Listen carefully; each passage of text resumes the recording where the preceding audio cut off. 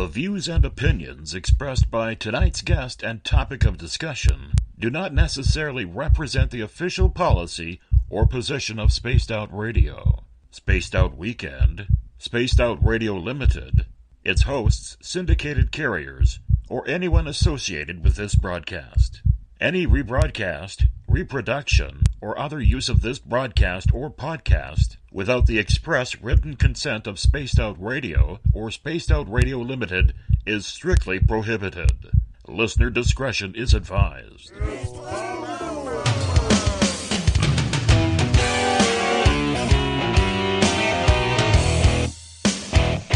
Bumblefoot.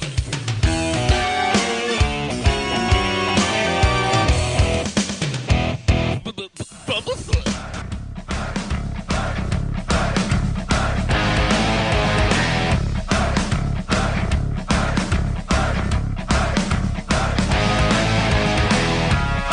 Are you experienced?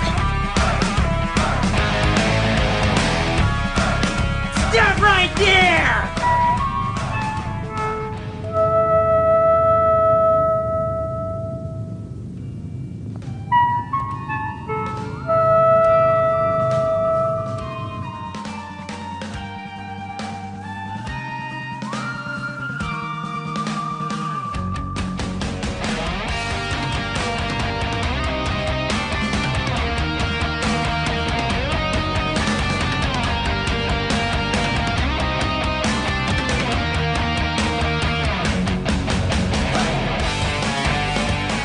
From high atop the mountains of British Columbia to you, listening around the world, this is Spaced Out Radio with host Dave Scott. They let us play with all our toys. They let us think that we're big boys. They let us make the louder noise, but we ain't rule the world. They let us think we're Superman. You can follow us on our website, spacedoutradio.com, on iTunes and TuneIn.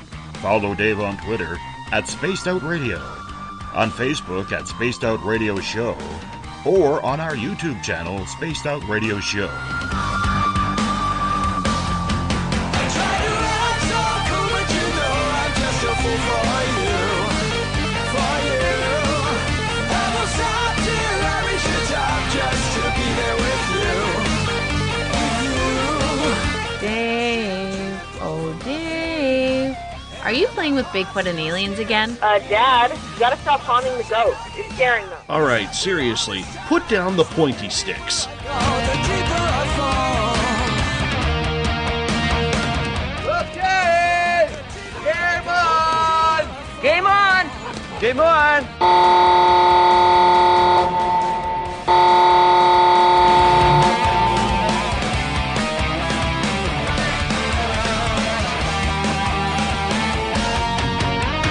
The password is... Alright. Buckle up, space travelers. It's time to go for a ride on Spaced Out Radio. Mr. Bumblefoot, Dave is ready for liftoff. I try to act so cool, but you know I'm just a fool for you. Seriously, Dave? Really? Aren't you a little old for a tinfoil hat? Hello, Toby. Bye-bye. Love you. Bye-bye.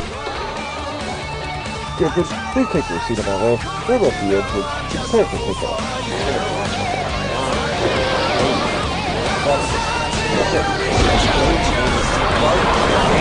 Start. 2, 1. Boost ignition and liftoff. I'm such a lucky guy, 'cause after all this time, it's like the deeper I go, the deeper I fall. The deeper I go, the deeper I fall. Yeah, the deeper I go, the deeper I fall.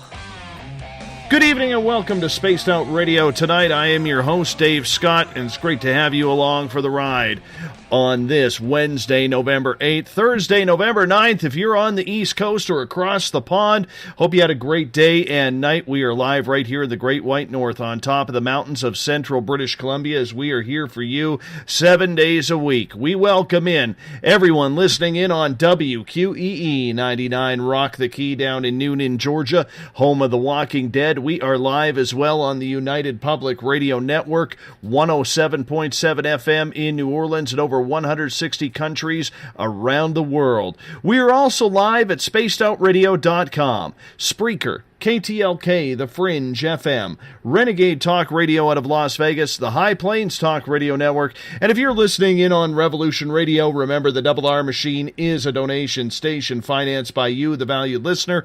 Head on over to freedomslips.com and donate today. Like our music, get your horns up for Mr. Ron Bumblefoot THAL, formerly of Guns N' Roses, currently of Art of Anarchy and Sons of Apollo. Bumblefoot is the official sound of this show. Now, we're all over social media. You can follow us on Twitter at Spaced Out Radio.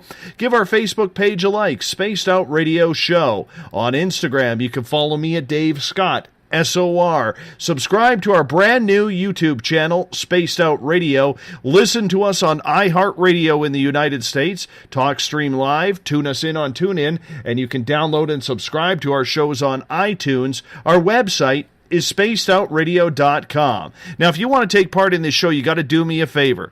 You have to sign into one of the chat rooms, either on Revolution Radio, Spreaker, Facebook at the SOR Space Travelers Club, or if you're on Twitter, just go to hashtag Spaced Out Radio. I'll get to your questions and comments in there as well. But if you head to our website, for $5 a month, you can become a member of the SOR Space Travelers Club. We're also selling t-shirts, posters, stickers in our Spaced Out Radio store. We have the Encounter online, brand new stories coming every day on that. You can read my latest blog there as well. And if you've had an experience you can't explain, fill out an SOR Sightlines report. The Great Pyramids of Giza are stunning, to say the least. Most of us have only seen them in photos or on television, but for those who've seen them up close and personal, they'll tell you it's an emotional eye-opener to a time that was.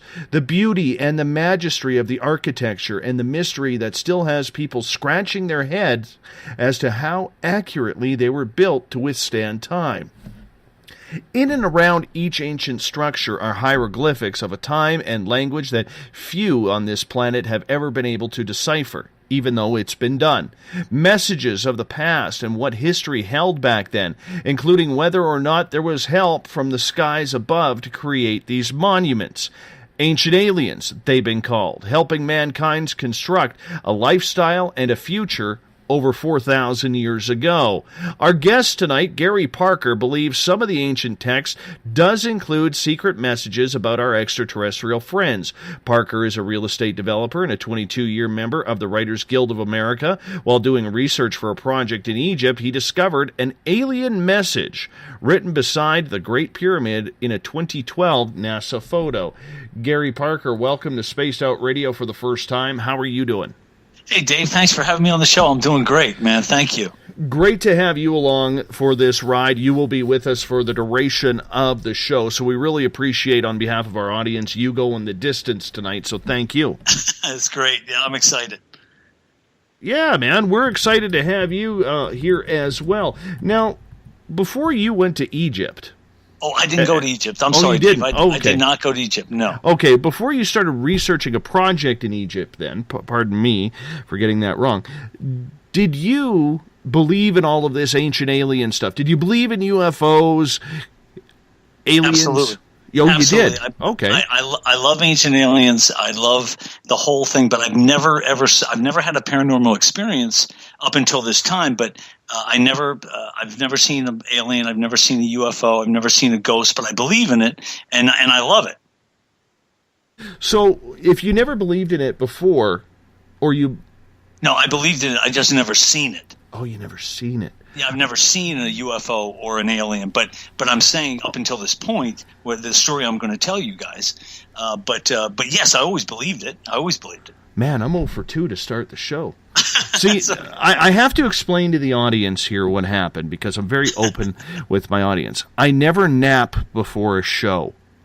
And what happened was Mrs. SOR had to go out to pick up our daughter, teenage SOR, and what happened was me and the little guy were watching Transformers, one of the cartoons, on the television, and next thing I know, he fell asleep, and I kind of looked at him, and he was dozing off, and I must have dozed off, and I nailed about a 2-hour nap, so I am still a little groggy from that, so I apologize, Gary. That is 100% my fault, but my audience, I don't want to confuse them and say, hey, Dave, you're off already? What the Sam hell? You haven't done any research? Yes, we have. So, anyways, let's re-kick this off. You've always been a believer, but you had never been an experiencer. So let's go back in time. What always made you believe? Was it a want to believe, or was it something that you had heard enough experiences, even though you hadn't seen or experienced your own?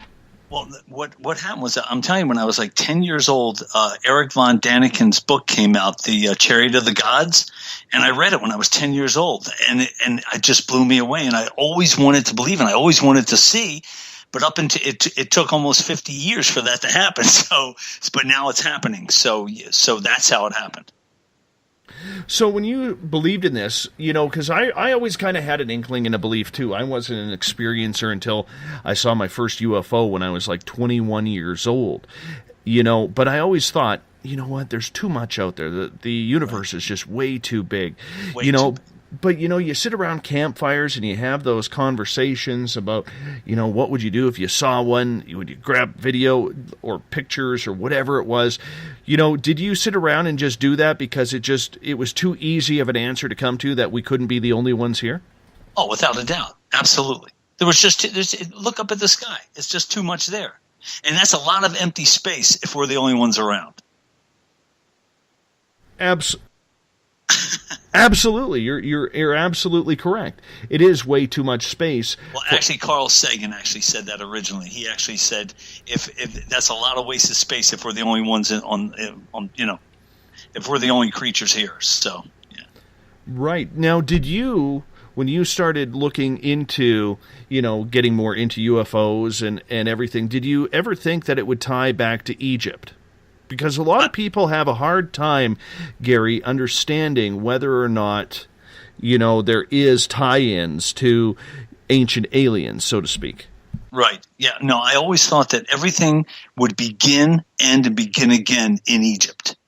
So yes, I always thought Egypt was the origins of mankind. It's called the Fertile Crescent there in the Mediterranean and that part of the world. And and as you know, mankind supposedly, well, I'm pretty sure of it, originated there in northern Africa. So yes, I've always thought Egypt would be the place. Now, what made you start to believe that would be a place? What kind of attracted your interest to that area? Just the age of the pyramids, especially the Great Pyramid and the Second Pyramid, the three main ones. How they can't date them, and they're made out of granite and limestone, and you can't carbon date that. So I thought these things are a lot older than that. Even as a kid, I thought that. So when you started looking into it, and I think a lot of people have too, they have always wondered what is up with Egypt. Why is there so much mystery? Why has it been such a hard thing to try and reconstruct? I mean, you think about it, with all of our technology today, we still cannot figure out how the pyramids were built or how the Sphinx was carved.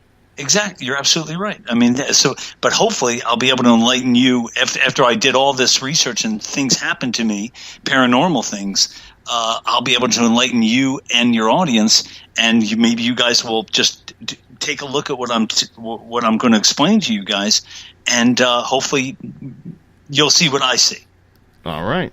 We're going to get into that. Did you always, as you were growing up, have an interest in Egypt, or was this something that was spun because of what you noticed in some photographs?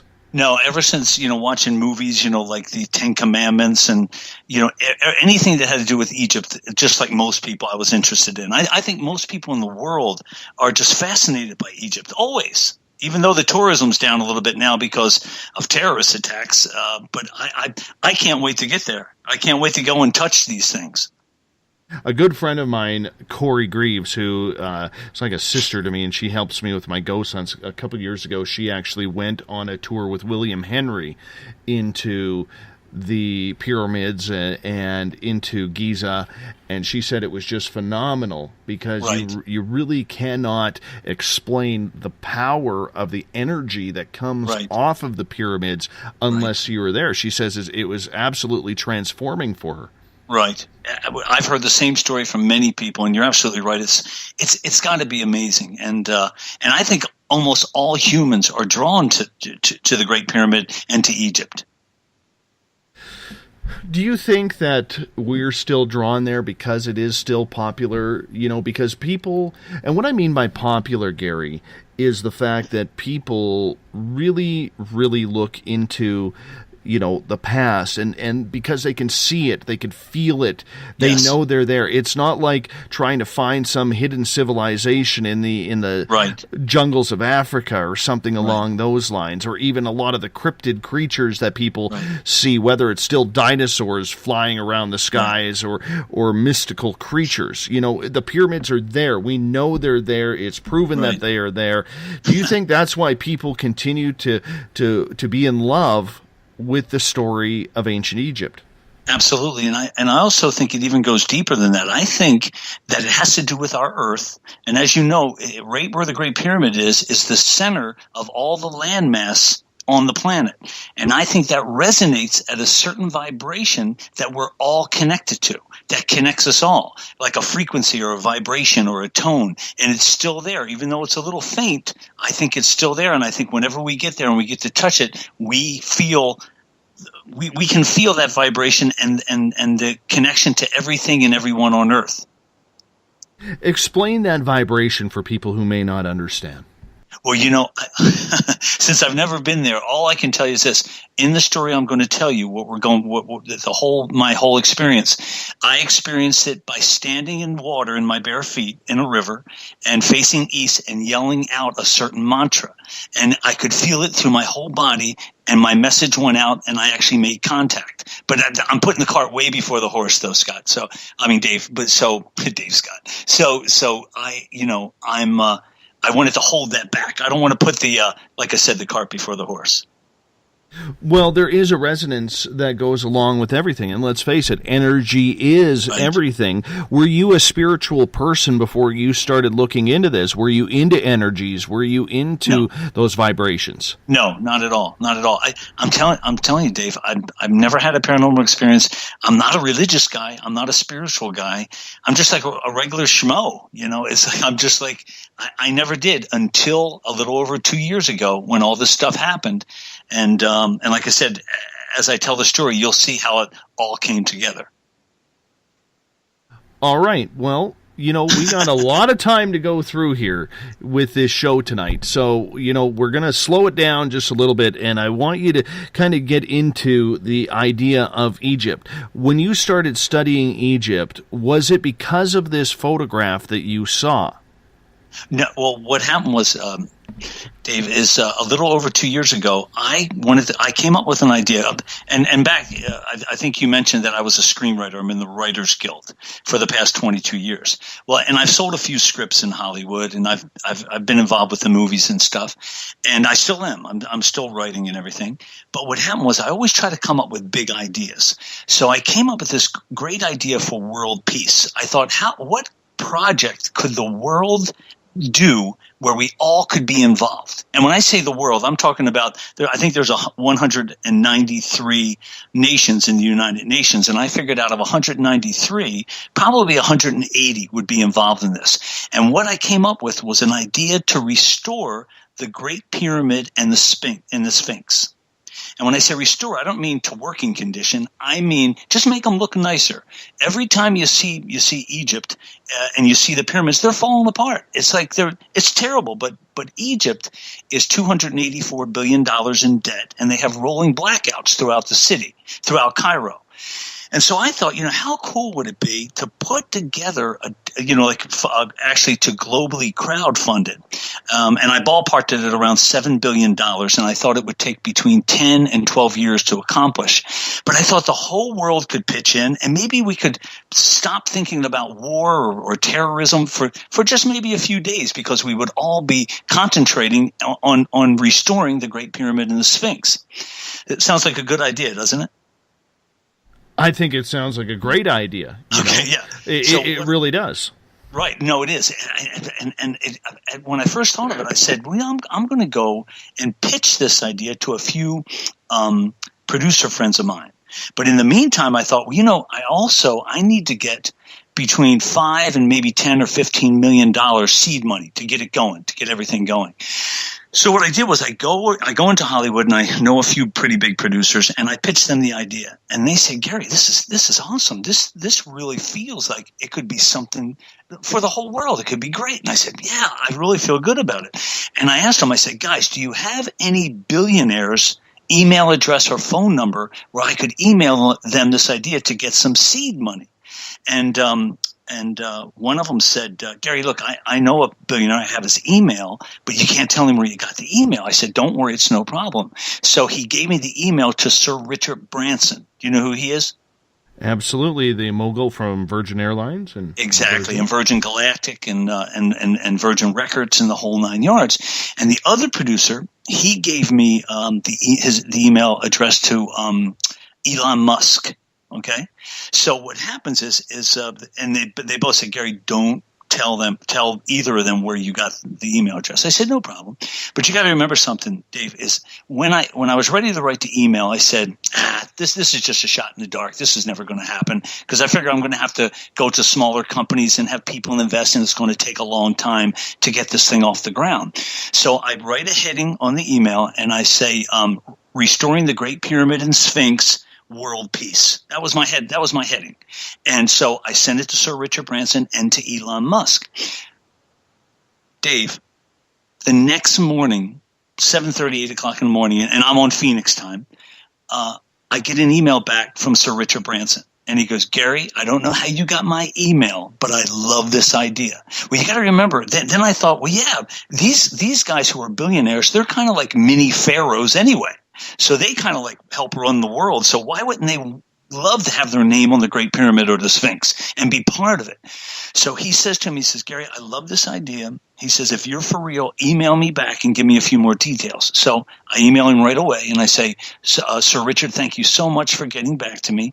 I said, this is so exciting. I mean, it was blowing me away.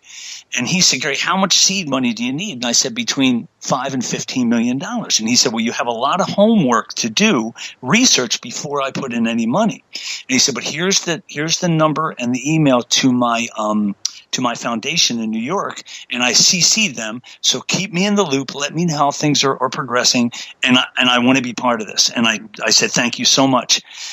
The 10 minutes after I sent that email, Dave, I get an email not from Elon Musk, but from a lady by the name of Gwyneth Shotwell, and she is the president of SpaceX, who Elon Musk owns SpaceX. So she emails me back and she says, Gary, Elon and I love this idea, and we want to be part of it. How did you get Elon's phone email address? So naturally I can't tell him, but I emailed him right back and I said, guys, it's for real. I said, I have Sir Richard Branson interested in being part of it, and I laid it all on him, and I told him it was this whole thing was in its infancy, and to give me 6 months to 7 months to get everything going, and I would email them back, and hopefully they'll invest a few $1 million. So they said, keep us in the loop and get back to us. I said, no problem. So from that, Dave, I was on cloud nine. I said, oh my God, this has all come together in like 2 days. And like I said, it wasn't like they cut me a check. They didn't cut me a check, but I knew they were in my corner. So that is the resonance of the positive, like world peace, the Great Pyramid, Egypt, me connecting with these billionaires. I thought, well, maybe it's such a positive message of world peace. Maybe this is resonating. Does that sound logical? Absolutely. I mean, to get two of the world's heavyweights on your side, they have a lot of pull. Oh, you're right. Once you get into that billionaire crowd, anything is possible because their words are their words, and people know that if they speak, that it must be a very good rendition of what we should be doing. That's exactly what I was thinking. And also, the more I thought about it, the more I thought this could maybe bring some world peace, maybe if it's only a week or two, because everybody would be concentrating on this big project that the whole world could pitch in a few bucks. You know, there's 7.2 billion people on the planet, and you figure if every one of them threw in 50 cents, we'd have the whole, we'd have the balance to do the construction. Also, I didn't want any billionaires to put in the whole amount because you don't want Egypt thinking that there's non-Egyptians are going to be running this deal. You know what I'm saying? So I actually emailed everything over to the ambassador, the Egyptian ambassador in Washington, D.C., and I told him who was involved and everything, and his secretary emailed me back like maybe 3 or 4 days later, and she said the ambassador will, if this is for real, the ambassador will help you get this through the Antiquities Department and present it to the government. So I said, that's fantastic. So all this happened in like a week, Dave. So anyway, yeah, I was walking on cloud nine. So what happens is I decide, and like again, I kind of put the cart before the horse. I said, well, I should zoom in, get a NASA photo, and zoom in on the Great Pyramid to see where we could put men and machinery and all that kind of stuff. Because, like you said in my bio, I've done construction. I've built homes in Los Angeles and out here in Phoenix, so I know how to build a few things. But doing this is a huge undertaking. So what I did was I said I went to the NASA website, and if I can give you and your listeners the file number so they can download it off of the website. Is that cool? Absolutely, fire away. Okay, so the one picture I get, it's this one, guys. It's ISS 032-E-009123. That's ISS 032-E-009123. When they click on that, or when that comes up, they're going to see some words, and it's going to say NASA Pyramids at Giza, Egypt. When they click on that, it will go right to the website, the NASA website. And what they're going to have to do, though, is they're going to have to go scroll down the right-hand side, and where it says download image, they have to click on full size. If they don't click on full size, they won't be able to zoom in close enough. Okay? So anyway, yes. So good. Hopefully everybody got that. So what happens is Dave, I get the photo, and I zoom in on the Great Pyramid. Now you got to know that most people who see these photos, and they're taken from the International Space Station, which goes around the globe at 200 miles above Earth. So most people, they just look at the photo and they go, "Oh, that's nice. There's the Great Pyramid, and there's Cairo. On the right is the Giza Plateau with the pyramids, and on the left is Cairo." And most people just see it from a distance. And you got to remember, too, this is not a satellite image. The photo is actually taken by an astronaut who uses a huge camera and shoots it out the window. They take a picture from outside the window. So what happens is when your listeners are looking at the photo, on the right-hand side is the Giza Plateau, and on the left-hand side is Cairo. And you can see the Nile running straight through Cairo. The Nile goes straight through Cairo. So what happens is, Dave, is I zoom in on the NASA photo I zoom in on the Great Pyramid. As I'm zooming in, I notice beside the Great Pyramid, and it's actually on the south side of the Great Pyramid. For your listeners, on the left is east, on the right is west. Down, this photo was actually downloaded upside down. So down is south and up is north. Wait a minute, did I say that right? Down is north and up is south. Yes. So on the side of the Great Pyramid, which would be the south side, it's actually also where there's a small museum with a pharaoh's boat. That's the side that where I found this writing. And what happens is, as I zoom in, I see things that look like shadows. And as I zoom in closer, the shadows turn into letters. Now, not English letters, but they look like ancient Hebrew and maybe some Sumerian letters, and they're all kind of like jumbled together, but they're gigantic. They're almost the size of the pyramid itself. So I see them and I say, oh my God, those look like letters. So what I do is I get a piece of paper out, I write the letters down, and I take a picture of the letters with my phone, and I email them to a couple Egyptologists in Egypt, and also a couple Aramaic scholars and Judaic scholars in the Middle East, and one Judaic scholar down here at the University of Arizona. So what happens, and when I email it to them, and just for your listeners, to get these people's emails is very, very easy. You just have to find a university that they belong to, and or their names, and it's very easy to get their email, and you can send them anything. So what I did was I sent them these letters, and I said, "Do these say anything? Are these letters? Have you ever seen this before?" So maybe the next day I get an email back from a very famous Egyptologist that lives in Egypt, and her name is Dr. Salima Ikram. She's been on Ancient Aliens and all those kinds of shows, and she's really, really brilliant. And she's actually the head Egyptologist at the American University at Cairo. So I email it to her, just the letters, not the picture. And she says, she emails me back and she goes, "Well, Gary, yeah, these look like letters. I don't know what they say, but where did you find these?" And I told her I found them on the south side of the Great Pyramid, running east and west, in the sand. And she said, "Would you send me the NASA photo?" And I told her it was in a NASA photo.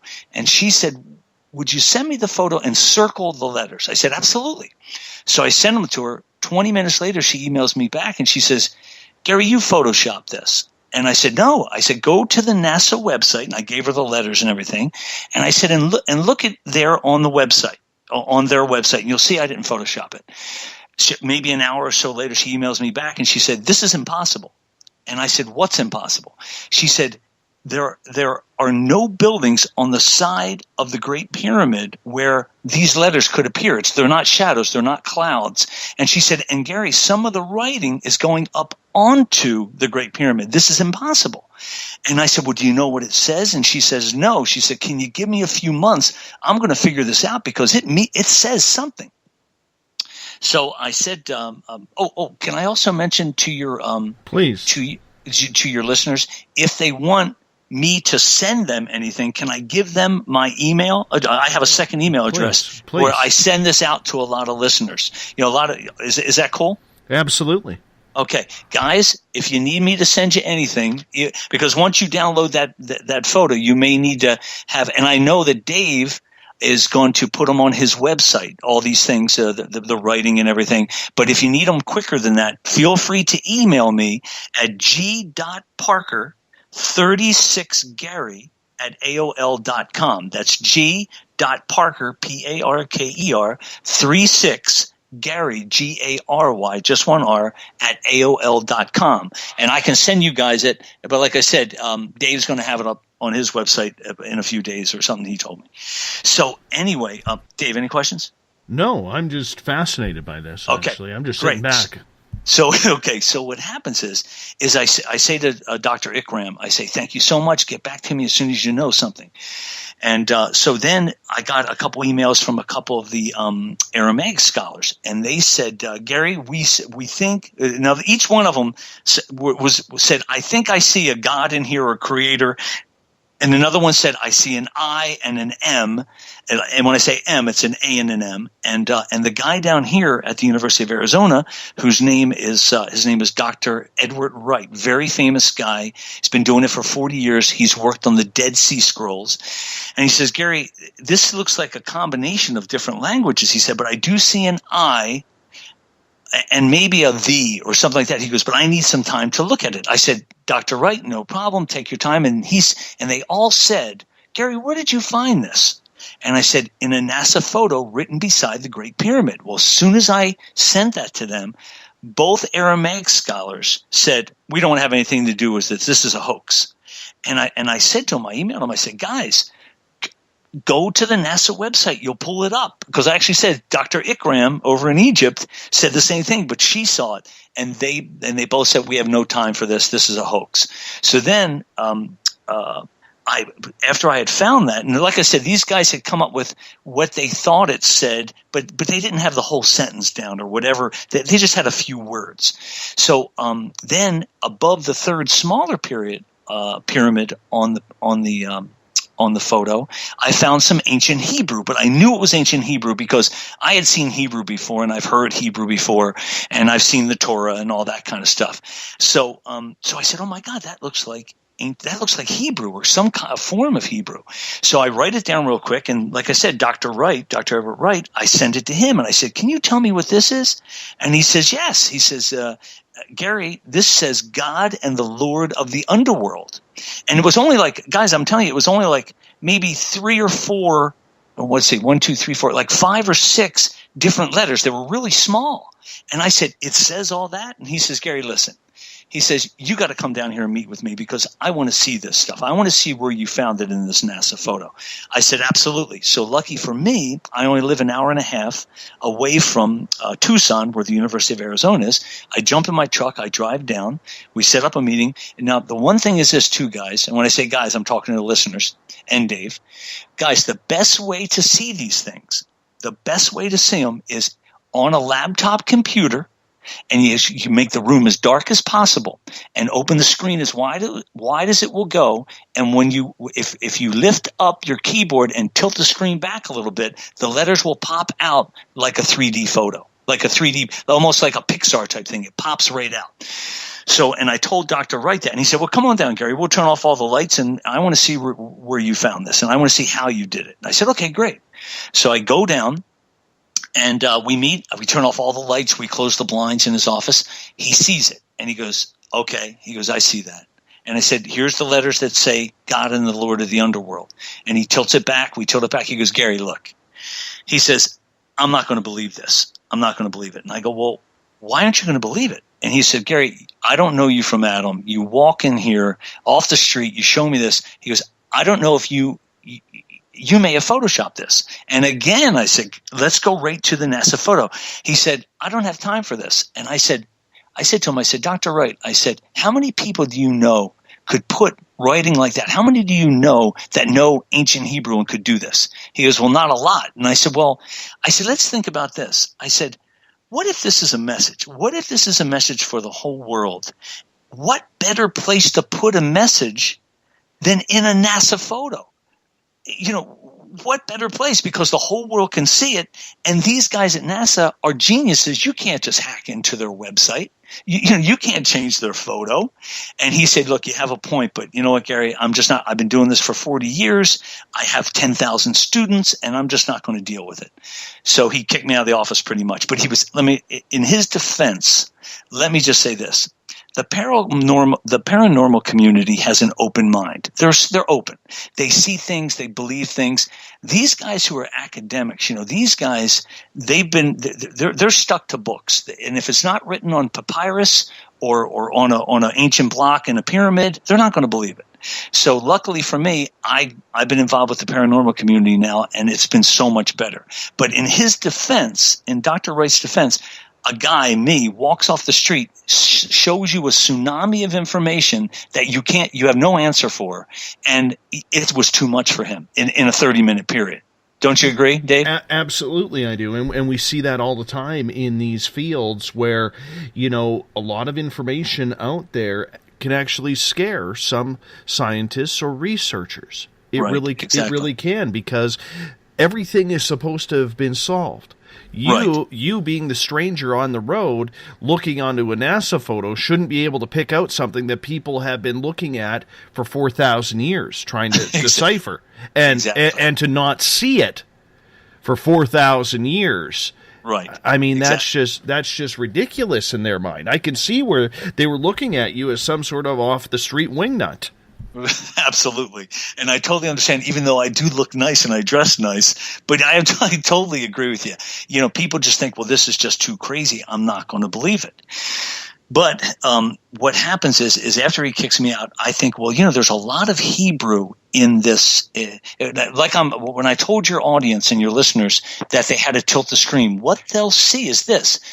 And remember, I had been doing this for a couple months after I found the first letters. And when you tilt that picture back, you will see that photo has 4 levels to it.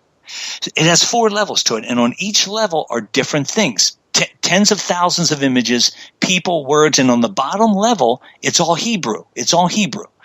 And what happens is, like I said, when I showed that to Dr. Wright, he just said, Gary, forget about it. I'm not going to believe this. So, but because it had 4 levels to it, and I found a lot of more Hebrew words written, I thought, well, you know what? I should get together with 2 types of people. Number one, how about some rabbis who really know Hebrew, so they could translate some things for me? And then how about I go up to Arizona State University and I meet with some what are they called? Science professors, computer science professors who actually build software, so they can see these 4 levels. So what I did that. I said, well, you know what? I made an appointment up with 2 professors at ASU, Arizona State University, and one was named Dr. Gupta and one was named Dr. Whitehouse. We get to their office. I bring the laptop computer, make the room real dark. We start looking at it. Right off the bat, when Dr. Whitehouse sees the 4 levels, he says, Gary, this is impossible. We don't have this kind of technology. We don't, because I showed them all the things on each level. They said, Gary, nobody on this planet made this, and the only people who could have done it are in NASA, and why would they put it in their own photo? And I said, well, that makes total sense. Then Dr. Gupta said he was using a magnifying glass. He said, Gary, also, this binary code I see in here are all zeros. There's no ones. I said, well, what does that mean? He goes, that means it's impossible. And I said, well, what will you guys help me? They said, absolutely not. And I said, well, why won't you help me? This is something you've never seen before. And they said, because we have thousands of students, we have lives, and we have families. We don't want to be involved with this, and we don't even know who you are. So I said, okay, I got the same response down at the University of Arizona. So I left their office, and I went and I met with 3 rabbis. Okay, now you got to remember, this didn't just happen in a week or two. I had been in meetings, months and months of meetings, and showing people this. And so I go to the rabbis. Now, these guys are Orthodox rabbis. These guys are the hardcore guys that wear the outfits and they daven, which means they rock back and forth at the West Wall. They know the Torah inside and out. And guys, I had found more and more things in the photo that all had to do with the Torah, Judaism, a thing called Jewish eschatology, which is the prophecy, prophecy end of time stuff. And I found a lot of words and a lot of faces and a lot of people. So I meet with these rabbis, and we're sitting there in the dark room. Everybody gets in the dark room with me. They're not nervous. We're sitting there, and I show them the thing that in ancient Hebrew that said God and the Lord of the underworld. And one of the rabbis, older rabbis, says, Gary, beside that, there's a date there. And I said, well, what's the date? And they said July 26th, 2022. Does that mean anything to you? And I said, well, no. I said, but the photo was downloaded onto the internet on July 26th, 2012. And I said, and that's 10 years away, July 26th to July 26th, 2012, 2022. I said, the only thing that's interesting, guys, I said, is that on 5 months from July 26, 2012, which would be December 21st, 2012, was the end of the Mayan calendar. I said, that might have something to do with this photo, So, and if you have any questions, Dave, just pop right in. Oh, I think we're all kind of kicking back. You got us right at the edge of our seats. Keep going. Oh, okay. So, don't worry about us. You just run with it, man. Oh, okay, thank you. So what happens is the rabbis, and I also showed them some faces. Like there were these huge faces in there, and there was some writing beside the faces. And one of the faces, I said, "Can you see that face?" And the rabbi said, "Yes." And I said, "Can you see that on the left-hand side of his face?" he's a lion, and on the right-hand side of his face, he's a raven. And as you look at him straight on, he looks human, but up above, he looks like an ogre or a bull. And the rabbi, he stopped me, and he said, Gary, I don't want to see anymore. I said, well, what does that name right there say? He says, in Hebrew, he said, that says Uriel. I said, who's Uriel? And they all three said Uriel is a cherubim, which I had no idea what that was until I got home and Googled it. They said, and he's an angel that is on the left side of the Garden of Eden, the gate of the Garden of Eden, and he stops anybody from coming in. And I said, guys, isn't that in your Torah? And they said, yes, but we don't want to see anymore. And I said, well, why not? And they said, Gary, we have a couple problems here. First of all, we don't know who you are, but you're not Jewish. And I said, well, what does that have to do with anything? They said, well, we believe that anybody who would show us something like this would have to be Jewish. And the second thing is, we believe only these things that you're showing us can happen, only miracles can happen like this in Israel. And I laughed. I said, guys, you're joking, right? That's a joke. And they said, no, we really believe that. And I said, guys, in Israel, they have computers. So all they have to do is download the NASA photo, and they'll see everything. And they said, Gary, you know what? You have to leave. We don't want to talk about this anymore. So I thought, oh my God, this is insane, right? Like they see it. They're translating words for me. It has to do with what they believe in, but because I'm a goy, which is a Gentile, a non-Jew, that they're not going to believe it, and they're not going to take any more time to examine it or study it. So guys, I was a little depressed, and I come home and I say, and like I said to you once before, Dave, I've never had a paranormal experience. I've never, other than this stuff. And I thought that all this stuff was resonating because I was concentrating on world peace from restoring the Great Pyramid and the Sphinx. That's how it all started. And then I thought to myself, well, that's a drag. I found all this and no one's paying attention to me. So like I said, Dave, I've never seen a UFO. I've never seen a ghost. I've never seen an alien. And I very rarely ever have bad dreams. And when I sleep 7-8 hours straight through, and I never move. It's like I'm really lucky like that.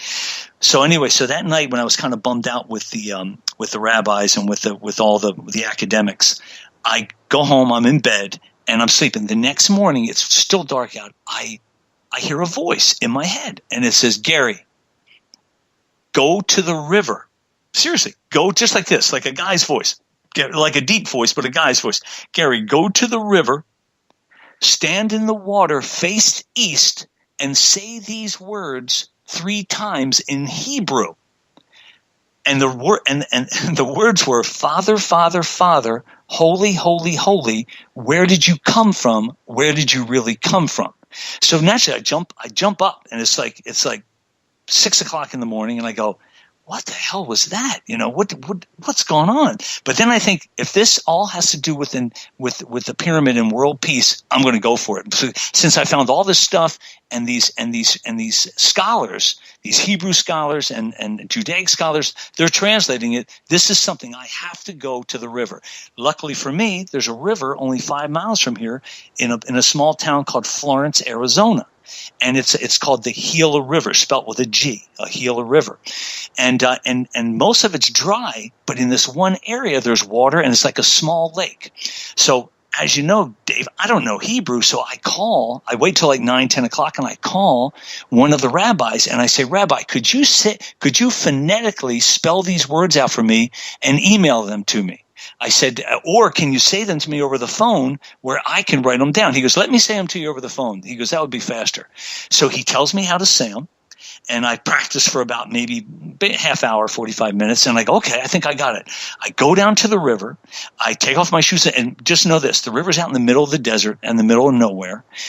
And it's about 400 or 500 yards. The water's about 400 to 500 yards off of the main drag. So, and I don't have to be naked. I'm wearing my shorts and stuff. And I get in the water, and I face east, and I put my hands up, and I yell out in Hebrew. And I do it really loud, Dave. I'm like a real loud loud guy. I go, Abba, Abba, Abba, Kadosh, Kadosh, Kadosh, which is Father, Father, Father, Holy, Holy, Holy. And then I won't bore you with the other Hebrew, but it's, where did you come from? Where did you really come from? And I said it almost like a mantra. And I kept on the same note, like the same tone, the same vibration. I didn't fluctuate. Like I kept it like that because I figure, I don't know if you ever heard this expression, but water is the universal conduit between planes. So, and I'd always remember that from a movie that Keanu Reeves was in called Constantine. So I said, okay, so I yell it out and I say it like maybe 6 times and I do it real loud. Well, nothing happens.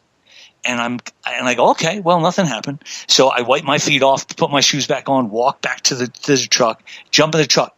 Dave, 5:45 the next morning. And I know it was 5:45 because I popped up. I just popped up. And Dave, I never get up at 5:45. I always get up around 7:15, always, my whole life. Dave, I pop up. I'm soaking wet. Like from sweat, and I don't know why. And I think, oh my God, am I sick or something? And I'm in pretty good shape. So I'm very rarely ever sick. I look at the clock. It says 5:45. I look over at my desk, and on the desk is my laptop, but it's off, but it's open. It's open. All of a sudden, the laptop pops on, and when it pops on, like it was off, it clicks on, and there's the NASA photo. And from the distance, from my bed to the desk, I can see that NASA photo, and I can see as plain as day. I can see on the right side of that NASA photo, I can see that the whole Giza Plateau. And just know this: when your listeners, either I send them the picture or the pictures on your website. I can see, and I outlined it in red. You can see that the whole right side, if you cut the picture down the middle, the whole right side, which is the Giza Plateau, is the left profile of a giant alien head. Now, not a gray alien. Think of Queen Nefertiti or Akhenaten with that big elongated skull. This alien skull has gone out of the frame. Its nose, it's a little pointy nose, is right where the Great Pyramid is, just above it. And then he comes down, he has a lip, and he has a mouth that comes in, and then he has a round chin with a very thick neck. You've heard of that Queen Nefertiti, the famous, beautiful bust absolutely, of her? Absolutely. Yeah, if you think of that one, the left profile of the alien, and I saw it, and I said, oh my God, I said, it worked. I said, oh my God, I made some kind of connection. Now, naturally, what I did was I jumped out of bed and I ran right back down to the river, and it was barely sun was coming up, and I yelled out the same thing again, and I said it just like this, Dave. I said, "Hey, are you kidding me? Is this for real? Is this really happening?" I said, because if it is, I have to know everything. I'm your boy. If you need me to give any kind of message, I'm there for you. Just let me see everything. Let me see everything. So, Dave, when I come back, that morning when I come back, I look at the photo and I notice that the left profile of the alien, like I said, the whole Giza Plateau is his left profile. And I see that his left profile, he's looking across at Cairo. But at Cairo, you can see running down the middle of Cairo is the Nile River. And what happens is up at the top of the photo, you can see it makes like a cross. It makes like a cross. There's a freeway, 8-lane freeway called Ring Road, and it makes a cross and it intersects right at the Nile River. Well, when I saw that, I said, "Oh my God, that looks like something. It almost looks like a constellation." So what I did was I turned off all the lights. I tilted the camera, the laptop back, and I noticed that all the lights disappeared from Cairo except for 12 white lights that ran along this cross. So what I did was I jotted them down because I thought it was a constellation, and I sent the dots. I took a picture with my phone and I sent it to some astronomers over at the University of Arizona and at ASU, Arizona State University. Maybe about 2 hours later, they emailed me back and they said, "Gary, this is the constellation Cygnus." So I looked up Cygnus and I said, "Oh my God, that cross is a perfect match for Cygnus." And like I said, when your listeners need me to send them the photo, I can, and it's all outlined in red. And I said, "Oh my God, this being is from Cygnus." That's what I I thought, okay, I thought that's probably where he's from. That's why he's looking at it. And like I said, it's without a question, the cross is the Cygnus is known as two things: the Swan and the Northern Cross. And there's always been theory that is the way ancient Egypt was set up. The pyramids and everything are set up to mimic the Cygnus constellation. So it's like, it blew me away. Now, let me just, if I can go back just a couple steps. Is that cool, Dave? Please do. We only have about 2.5 minutes before we got to go to break. Okay, I'll say it real fast. Guys, I had never ever had a paranormal experience, but my mother, 10 minutes before I was born, she had passed out. And she has told me this story for the last 56 years, okay? Every birthday she tells me the story. When she had passed out, she found herself in a dark room.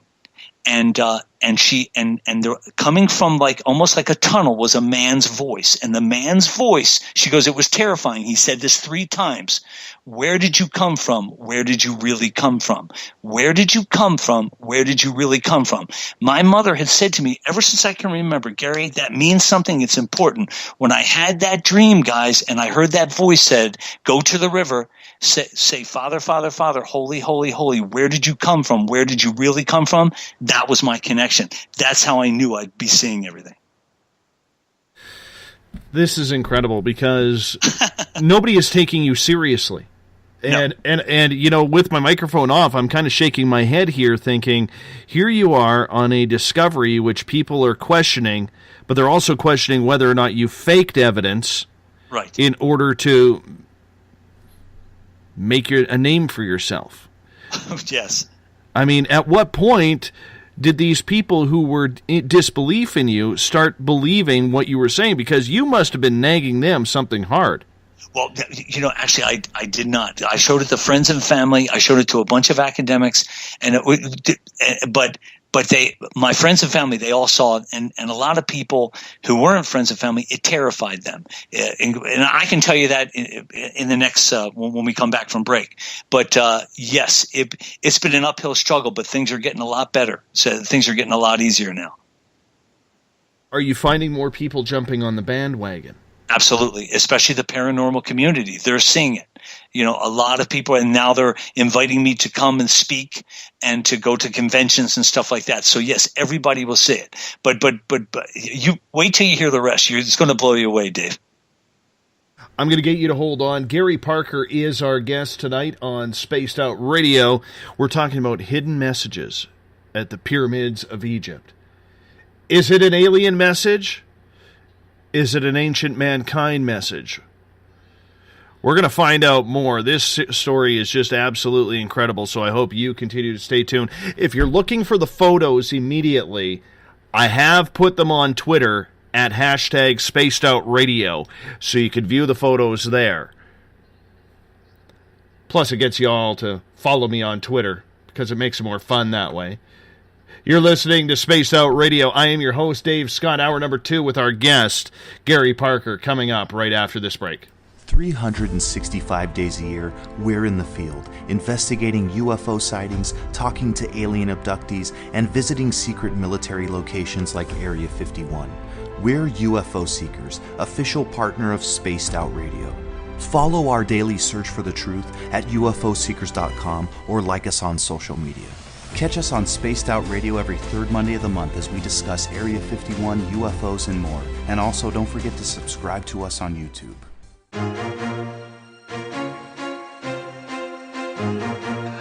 From coast to coast to coast, Blacklight Uncharted is taking on the paranormal across Canada. From ghostly hauntings to the UFOs flying above in conjunction with MUFON Canada, we're closely investigating what's going on in the northern skies and checking out the apparitions that walk among us.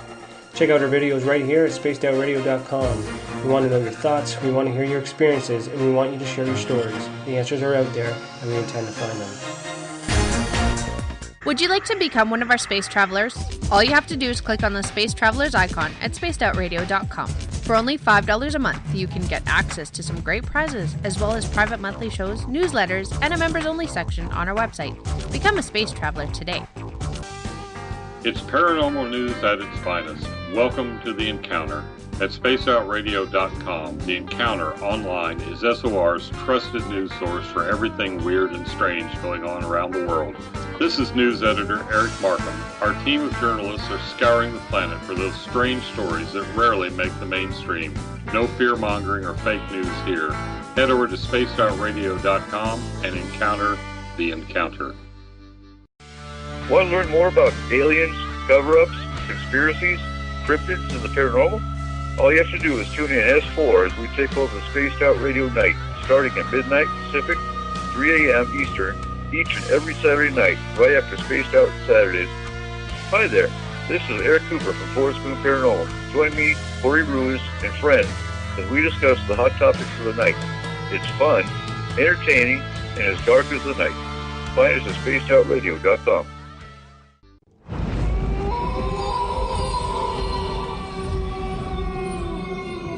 Hey, this is Canadian Paranormal Investigator Mike Moore. The third Wednesday of every month, I'll be teaming up with Dave Scott to bring you Ghosts of the Great White North. Each month, we will bring on guests from across Canada to discuss their ghostly encounters. Canada is a paranormal hotbed with stories you've never heard, so we're going to bring them to you. So get comfy on your Chesterfield, grab a donut, and join us, eh?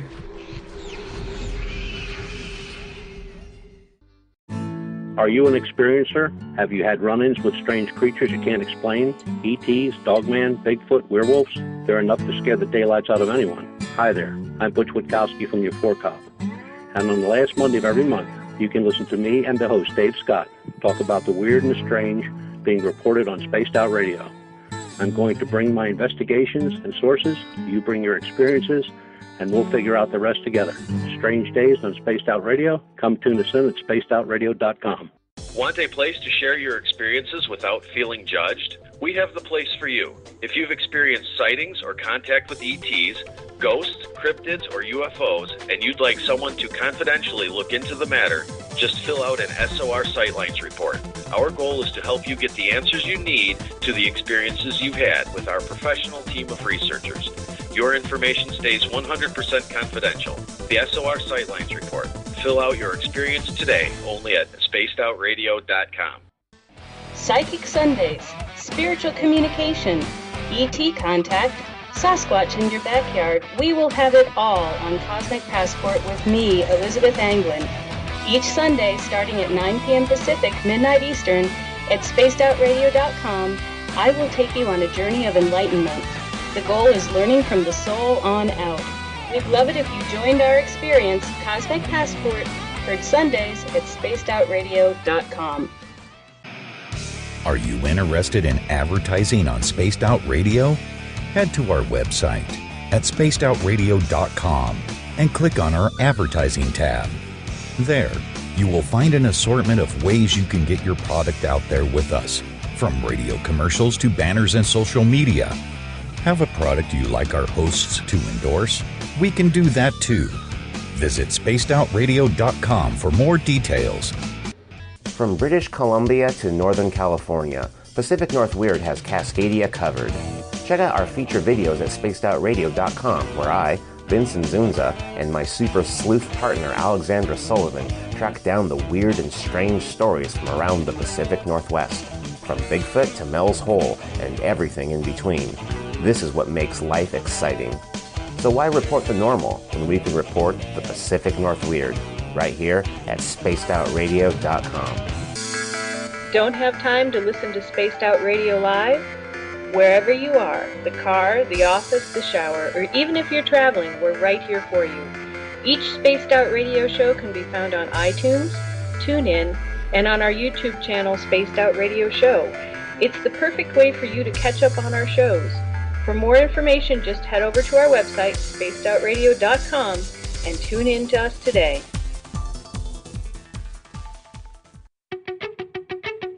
Welcome to Spaced Out Saturdays with me, Dave Cruz from Beyond the Strange. Our weekly feature on spacedoutradio.com will take you around the world discussing everything from the paranormal to the latest conspiracies from the top guests in their fields. We won't leave any story uncovered. Spaced Out Saturdays at spacedoutradio.com starting 9 p.m. Pacific, midnight Eastern. The views and opinions expressed by tonight's guest and topic of discussion do not necessarily represent the official policy or position of Spaced Out Radio, Spaced Out Weekend, Spaced Out Radio Limited, its hosts, syndicated carriers, or anyone associated with this broadcast. Would you like to connect with us? Head to spacedoutradio.com for all your latest show info. And hit us up on Twitter using the hashtag SpacedOutRadio. Now, back to Dave Scott and SOR. Welcome back to the second hour of Spaced Out Radio tonight. I am your host, Dave Scott. Great to have you with us. Tomorrow night on the program, Robert Sullivan IV is going to join us. We're going to talk about Freemasons, what it's all about, what they've been doing, and the history of the secret societies. We get going at 9 p.m. Pacific, midnight Eastern Time at spacedoutradio.com. We want to welcome in everyone listening in on WQEE 99 Rock the Key down in Noonan, Georgia, home of The Walking Dead. We are live as well on the United Public Radio Network, 107.7 FM in New Orleans and over 160 countries around the world. We are also live on KTLK, The Fringe FM, Renegade Talk Radio out of Las Vegas. And if you're listening in on Revolution Radio, remember the Double R Machine is a donation station financed by you, the valued listener. Head on over to freedomslips.com and donate today. Bill Cardwell has set the password for tonight in the SOR Space Travelers Club. Ecclesiasticism. Ecclesiasticism is your password. Make sure you use it wisely, Space Travelers, as Bill sets the password each and every night right here on the mighty SOR. Now, if you want to follow us on social media, you can do so on Twitter at Spaced Out Radio. Use the hashtag Spaced Out Radio if you want to connect live with me during the show as well. You can give our Facebook page a like, Spaced Out Radio Show. You can also join us for live chat in the SOR Space Travelers group on Facebook. We're on Instagram, Dave Scott, SOR. You can also look for us on our brand new YouTube channel, Spaced Out Radio. It used to be Spaced Out Radio Show, but we've had to change it. It's just Spaced Out Radio, so you got to do a little bit of digging on YouTube. It will pop up, but we'd love it if you subscribe to the channel. We're also on iHeartRadio in the United States, TalkStream Live. Tune us in on TuneIn. Download and subscribe to our shows on iTunes. Our website is spacedoutradio.com, where we have a plethora of features for you, including joining the SOR Space Travelers Club for $5 a month. You could shop at our Spaced Out Radio store, rock out to some Bumblefoot. You can also read The Encounter online, watch UFO Seekers, and Contact TV videos, and so much more. Everything at spacedoutradio.com. Tonight we are talking with researcher Gary Parker. He found an incredible find by using a NASA photograph of the pyramids in Giza in Egypt. Gary, thank you so much for being with us. You're going the distance tonight. Great to have you with us. Right before the break, you were talking about I don't want to call it harassment, but a lot of people were shaking their heads at you, wondering what kind of drugs you were on, what kind of alcohol you were drinking, and what kind of rug you were trying to pull over their eyes about the information that you had found in Egypt. And this started becoming a very spiritual aspect, which is strange because you've never really had anything spiritual happen to you before. Right, exactly. And actually I haven't been in a church or a temple or a mosque in over 40 years. So I'm not the most religious guy in the, so yeah, I didn't expect any of this stuff to happen. So before we get too far into it, I want to get to some audience questions here. Sure. If you don't mind. On Revolution Radio's chat room, Olive is asking, Gary, do you know or have you read the Nag Hammadi text found in Upper Egypt in Nag Hammadi? And what are your thoughts on that, if you have? I never have. I'm sorry. All right. I feel bad. Oh, that's all right. That's all right. It happens. I haven't either, so don't feel too guilty. I know, but it sounds interesting. And if she wants to email them to me or where I can, the spelling so I can Google it, I'd love to check it out. All right. I will let them know. Perfect. Let's get to Joe's question. We all know about the Great Pyramid and the King's Chambers and the Queen's Chambers and the Ascending Gallery and the passages that point to the stars. Have we ever gotten into the other two pyramids, and how come no one ever talks about that? Did you look into that? As a matter of fact, I did, and it's just because there's really not much to those pyramids, but when my story unfolds, they both are included in this. So yes, they play a part, but it's just because the Great Pyramid, which is actually a machine, and it's never been turned off, and I'm going to be able to tell your audience how they can see the Great Pyramid working. So that's going to be later after I unfurl that what else happened, and then towards the end of the show, I'm going to tell everybody how they can actually see the Great Pyramid working. Right. Everett is asking, being that the Earth is a globe, couldn't almost any point on it be the mathematically argued center of landmass? That's a great question. I'm not an expert on that. I just Googled that, and I saw that's what it said when I Googled the Great Pyramid, and I was reading about it. But I don't know. He could be right. I really don't know. I'm not an expert. Follow-up question from Everett. He is asking, he gets that billionaires like Elon Musk and Sir Richard Branson, along with Hollywood producers, would be interested in the plan, but have there been any Egyptian scholars or Egyptologists around the world getting involved with you on this plan yet?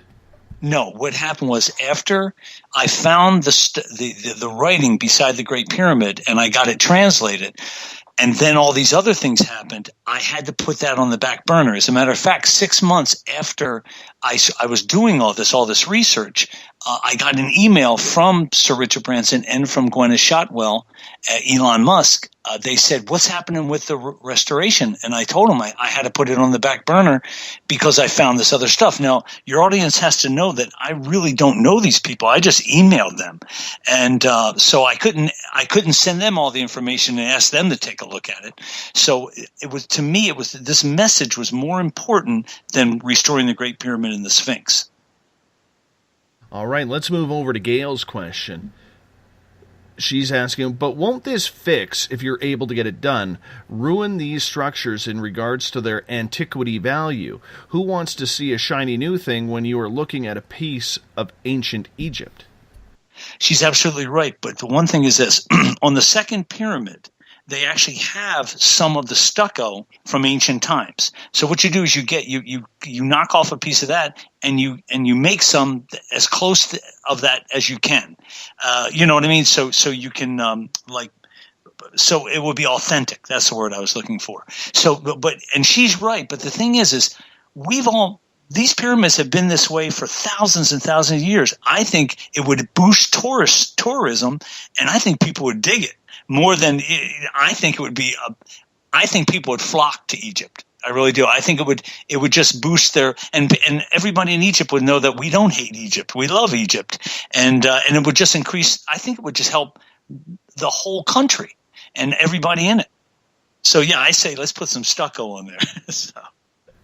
Well, you know what? You would pretty much have to use what they used. Am I correct on that? Right. Exactly. Okay. All right, let's get to another question from Everett. He's firing away here. He's saying, for as much as the pyramids have been studied and photographed, how is it that the whole world seemed to miss this writing scripture that you found?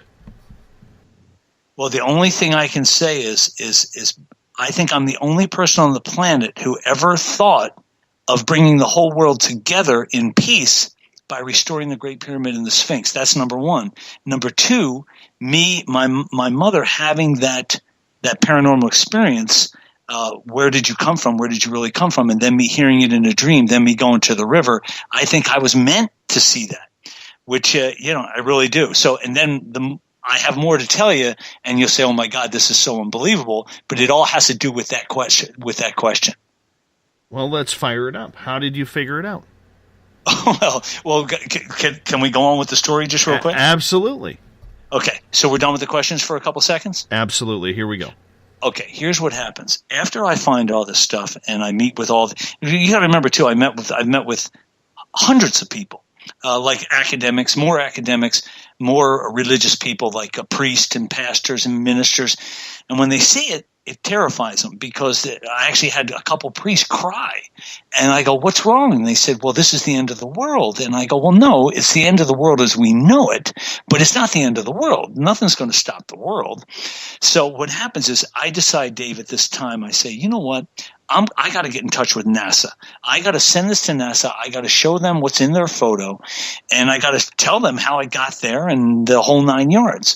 So what happens is I Google NASA, and I realize, and I find that in Northern California there's a place called the NASA Ames Research Center, and they're the guys that are in charge of the robots up on Mars. And when you Google them, you actually, they have emails to the main guys. The guy who was running the place at the time was a guy he was the director / president. His name was Dr. Peter Warden, very famous physicist, worked with NASA for like 30, 40 years. And then people who worked under him, there was their email address. So what I did was and plus I had an attitude anyway that because I had gotten billionaires to email me back the next day, I figured these guys from NASA may do it. They may get back to me. So what happens is I put a heading up on the email, and I say, alien message discovered beside Great Pyramid,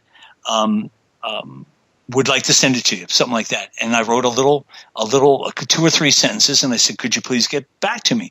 The next morning, around 8 o'clock, 8:30, I get an email from Dr. Peter Warden, who was, like I said, the director. He said, send me the photo. So I send him the photo, and you got to remember, I have everything outlined. I have things circled, and I give him instructions to be in a dark room, use your laptop computer. So the next morning, he emails me back, and he says, Gary, I can't see anything. And I said, Dr. Warden, I said, go to a dark room, take it in your laptop, give me a call. So I gave him my phone number. He calls me 20 minutes later. He goes, okay, I'm in the room. I said, okay. I give him detailed instructions. There's a moment of silence to see the letters, because you remember I sent him the letters because I had written them out. And there's a moment of silence. He goes, okay, I see them. I go, okay, now let's go a little bit above the third pyramid, and let's see the words that say God and the Lord of the Underworld. So he tilts the screen. He goes, there's a pause. He goes, okay, I see it. I said, okay, now there's one more thing I want you to see. I wanted him to see the big-headed guy who was called Uriel and a huge serpent that's up there. It's all above Ring Road, which is a white wash that runs at the top of the photo. So he tilts it, and he says, Gary, I see it. It's no problem. He said, I want you to know we did not put that there. I said, well, I know you guys didn't put it there. And when he said we, he meant NASA. And he said, listen, I want to talk to my superiors about this. Can you give me a couple of weeks? He goes, give me a couple of weeks, and I'll get back to you. I said, Dr. Warden, thank you so much. I'm glad you saw it. Have a great day. So 3 weeks later, Dave, I see on the internet that Dr. Peter Warden retires from NASA. He cuts off all contact with me. He gets together with Stephen Hawking, and they meet with a Russian billionaire who gives them $100 million to start a company looking for ETs. Very strange. You think? So anyway, so naturally I tried to email him, I tried to call him. It was all I was cut off. So I said, okay, I get it. Whatever. What are you going to do? So by that time, you got to remember, it had almost been a year since I had all this stuff had happened. Okay, so I was a little bummed out, and I'm not a bummed out type guy. I'm kind of like a Terminator type guy. I keep going and I never stop. And what happens is that night, like I said, I was kind of bummed out because I thought, okay, well, that's a real pain. That's a total pain that NASA did that to me. So then what happens is I have a this is one last time. It's in July. Like I said, it's been almost a year, and it's July 26th. 2016, which was a year ago. And the same voice comes to me in the morning, and it says, go, Gary, go to the river. Because I forgot to tell you that since I had been down to the river for that year, I had been down there probably between 30 and 40 times. because I would go down there and I'd yell up and I say, if you can show me more, if there's anything you need from me. And plus I had also taken friends down and I had them film me in the water because I was hoping that they could see something. And on a couple videos, a few things were beside me in the water. So it was really, they freaked out and they said, Gary, I'm never going to come down here again. It freaked them out. So what happens is the voice says to me on July 26th. Now you got to remember, the photo was downloaded onto the internet on July 26, 2012. The rabbi had told me beside the Hebrew letters was a date, July 26, 2022. Well, when I heard the voice in the morning, it was July 26, 2016. Like everything's July 26th, which I didn't understand until this happened to me. So it told me to go down to the river. I go down to the river, and it's probably, I'm going to say 10, 11 o'clock, and it's hot. I mean, it's really hot. You're out in the middle of the desert, and there's nobody around. And I stand in the water. I say the things in Hebrew, and I go, what do you need to show me? Well, Dave, and like I said too, Dave, in the photo, I found there's, other than that guy Uriel, there's in the photo is, and just know this, your listeners are not going to be able to see it. But if they email me at the email address I gave at the beginning, I can send them specific instructions on how to see everything. And they're also, I want to tell anybody, if they want to come down to Florence, Arizona and meet me here in Florence, Arizona, there's actually a free room down here at the Florence fire station. It's a public room. I've had people drive in from New Mexico and from Texas already. And we can seat like 20, 30 people, and I can individually show everybody how to see all these things. So they're more than welcome to come down to Florence, and I would take them to the river, which I've taken the people from New Mexico and Texas also down to the river because they wanted to experience that. Well, all of a sudden, Dave, I in the photo, there's actually the Garden of Eden, heaven, hell, the whole 9 yards. Everything you've ever read in the Bible is in this photo. And you guys got to remember, it's alien technology. It's not, yes, it's a miracle type thing, but like religion and like eschatology and prophecy and stuff, it's all in this photo. Everything. I mean, everything. But you have to take some time and look at it. You can't just look at it like once or a YouTube video. You have to study it and you have to see it. But like I said, if you can come down and I can show it to you personally and you'll see it because everybody sees it. Okay, so back to the story. It's July 26, 2016. I'm at the river, and I do my regular spiel, Abba, Abba, Abba, Kadosh, Kadosh, Kadosh. I don't say where do you come from, where did you really come from? I say other words, and just, personal words like, hey, guys, I'm here, show me something. And because I had seen so many things in this photo, I knew something special was going to happen eventually. I didn't know what day, but since a voice told me to go down to the river that day, I did. So I'm in the water, and I yell up, and all of a sudden I see, Dave, in the east, way high in the sky, it almost looks like mirrors are moving around, like crystals. And all of a sudden, the crystals start to move, almost like a ball, and they move over around maybe 50 to 60 feet, not 50, maybe 30, 40 feet off of the water. And like I said, it's like a small little lake out there. And there's nobody around. And all of a sudden, the crystals, they kind of flatten out, and they make like a 3-foot tall, platform. All of a sudden, below the platform appear, Dave, I know this is going to sound nuts, but trust me when I tell you, if you look at the photo, everything I'm going to explain right now is in the photo, okay? Below the platform appear two of these cherubim. They have two sets. When I say cherubim, they're angels, okay? What we call angels, and what I call aliens. There are two cherubim, and it's just that there was a prophet. His name was Ezekiel, and he was 14 years old, and he saw these cherubim, and there were 4 of them with spinning wheels. Have you ever heard of that in the Bible? Yes, I have. Oh, you have? Okay. So if your listeners, if they're not familiar with it, you can Google Ezekiel's vision. And he saw 4 cherubim with 2 sets of wings.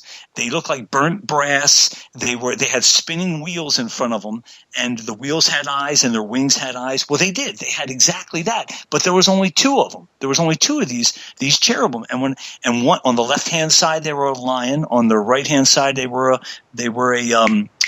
what's it called, a raven, but even though in Ezekiel, because I had to go back and read it after I saw these things, he said he saw, like, instead of a raven, he saw an eagle. Well, I didn't see an eagle, I saw a raven. But anyway, but the one cherubim, I noticed him from the photo because I had been looking at him for over a year, and it was Uriel. And I said to him, you're Uriel. And he said, yes, I am, Gary. He says, Abba wants to speak to you. And I said, this is amazing. And here's another thing too, guys.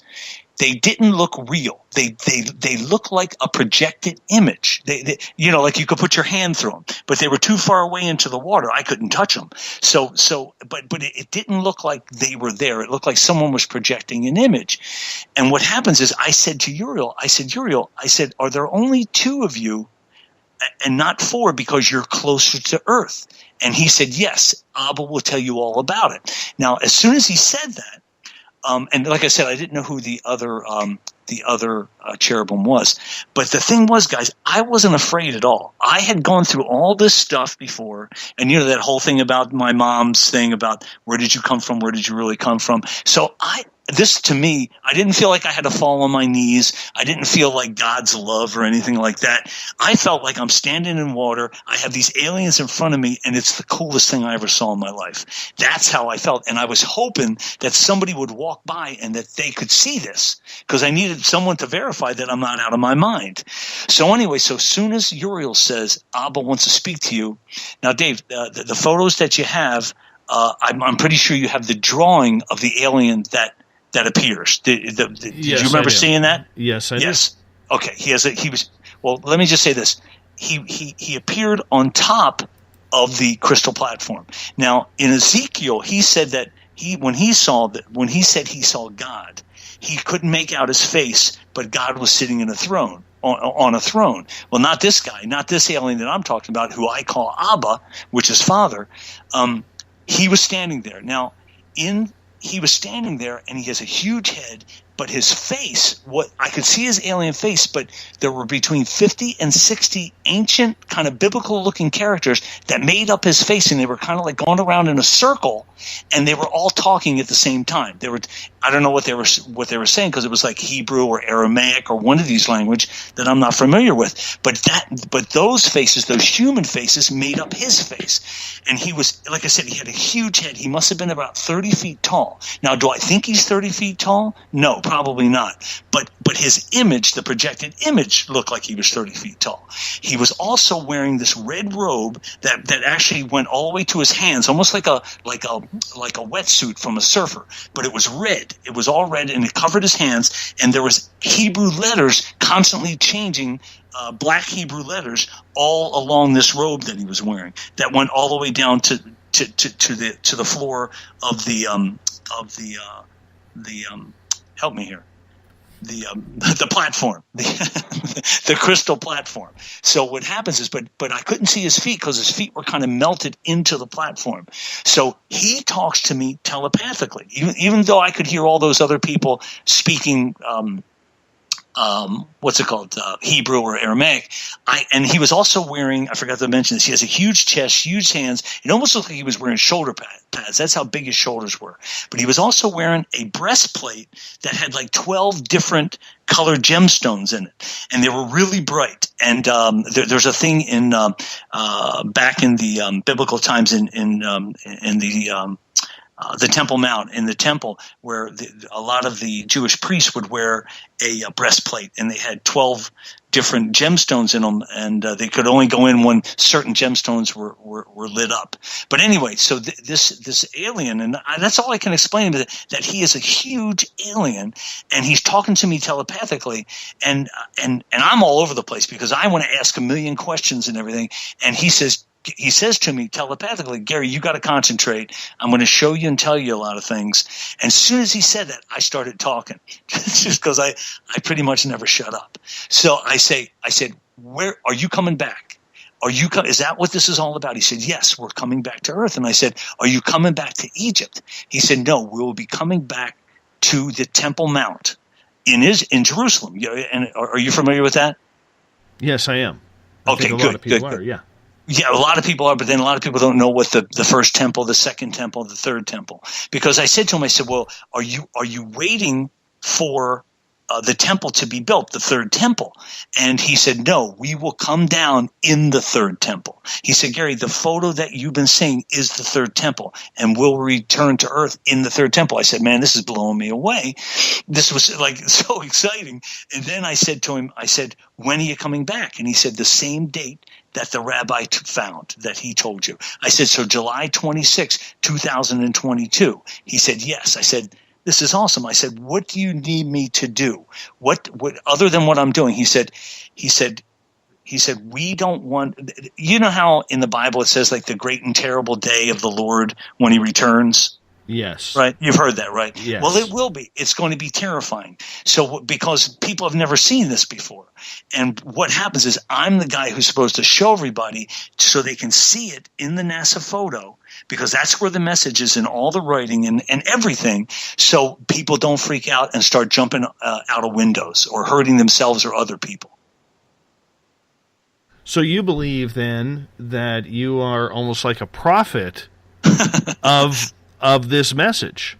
I've actually had a biblical scholar. He called me. He goes, Gary, well, you know, you're a prophet. And I said, well, no. I said, you know, that's Moses and Muhammad and those guys. He goes, no. He goes, you don't have to be a major prophet.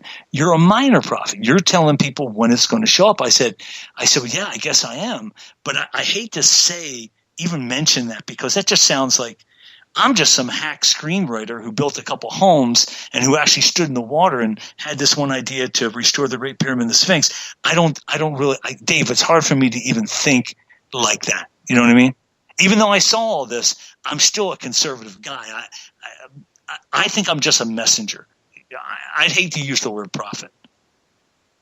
Well, I mean, there are a lot of people, though, Gary, who have tried to predict end of times. Right.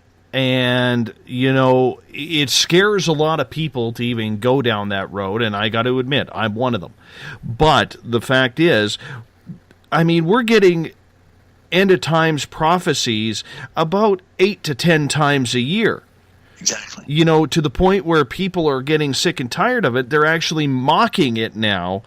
And then when that date comes and goes, including the Mayan calendar, you know, a lot of people are tired of this, lack of a better term, fear-mongering that goes along with that. So right. How do you find that balance between saying, you know, July 26th, 2022, which I believe, right, if I do my mathematics right, would be my parents' 64th wedding anniversary or 63rd wedding anniversary? That's right. Yes, so the July 26th thing is, you know, I'm kind of snickering about that because my parents were married on the 26th of July in 1969.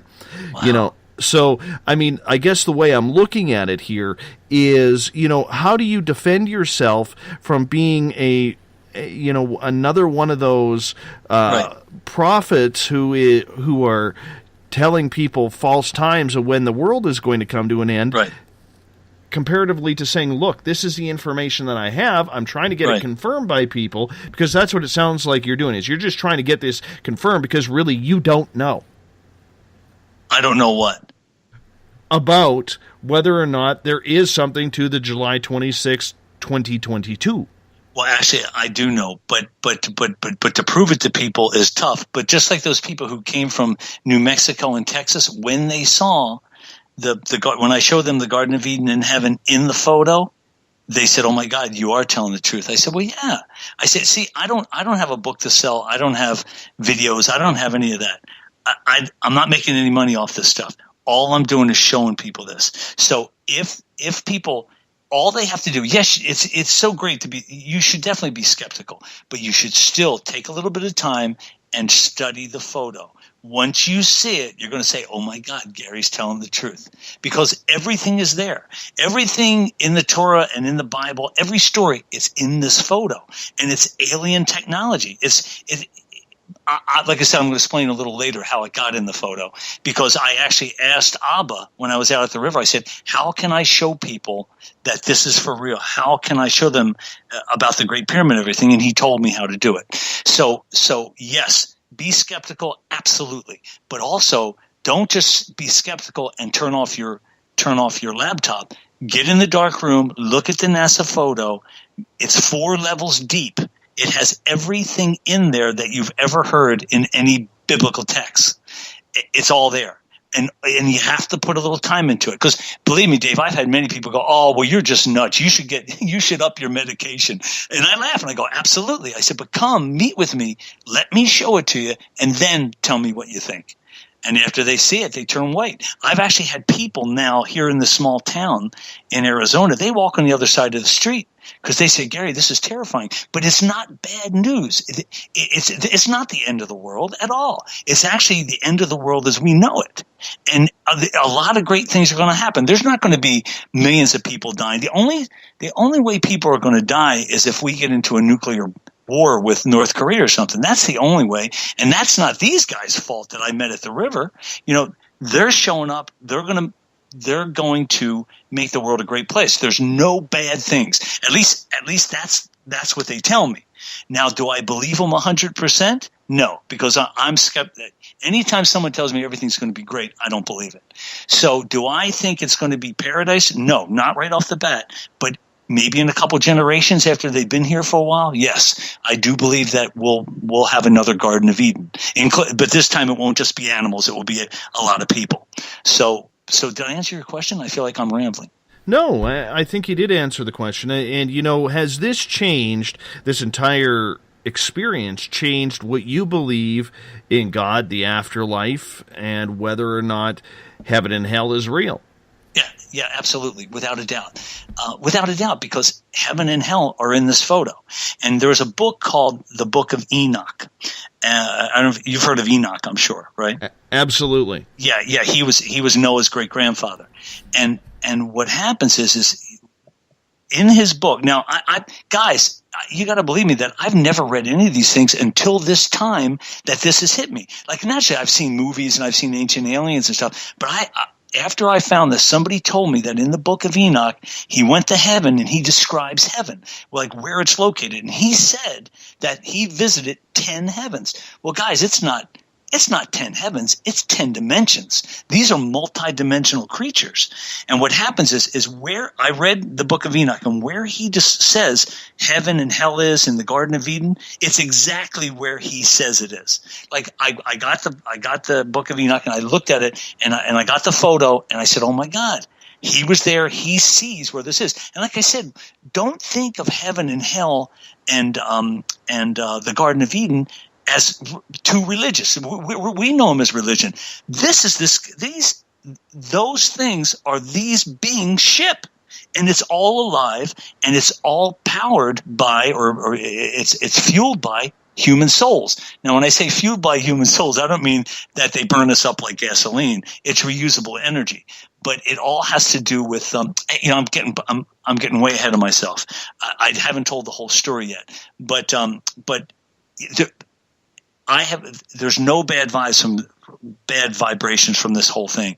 It all has to do with positive things, and when they come back, we as a species are going to evolve. This will be our next step in evolution. That's what this whole thing is. This angelic being, and I'm trying to wrap my head around this, but this I'm sorry, man. It's like a tsunami of information. Oh, absolutely. I think it's fantastic. It is. It's really awesome. And let me also say this. Anytime you want to, Dave, anytime you come down to Arizona, or if you have a river there by your hometown there, and you want to stand in the water, because remember, being connected to Earth, it's the water is a universal conduit between planes.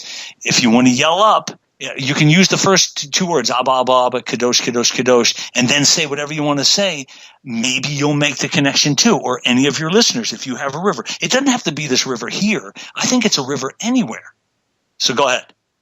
Well, last time I yelled up at the sky, I ended up a few days later having an alien at my window. So good. Well, that's awesome. Yeah, literally, it worked. Well, it is a little freaky at times, if you try something along those lines. But I understand with what you're saying, and explain to us who Abba is in full. You've described in pieces who Abba is. Yes. Has this Abba been in contact with you since you went down to the river that one day? No, that was it. But Abba which is, like I said, father it's Hebrew for father.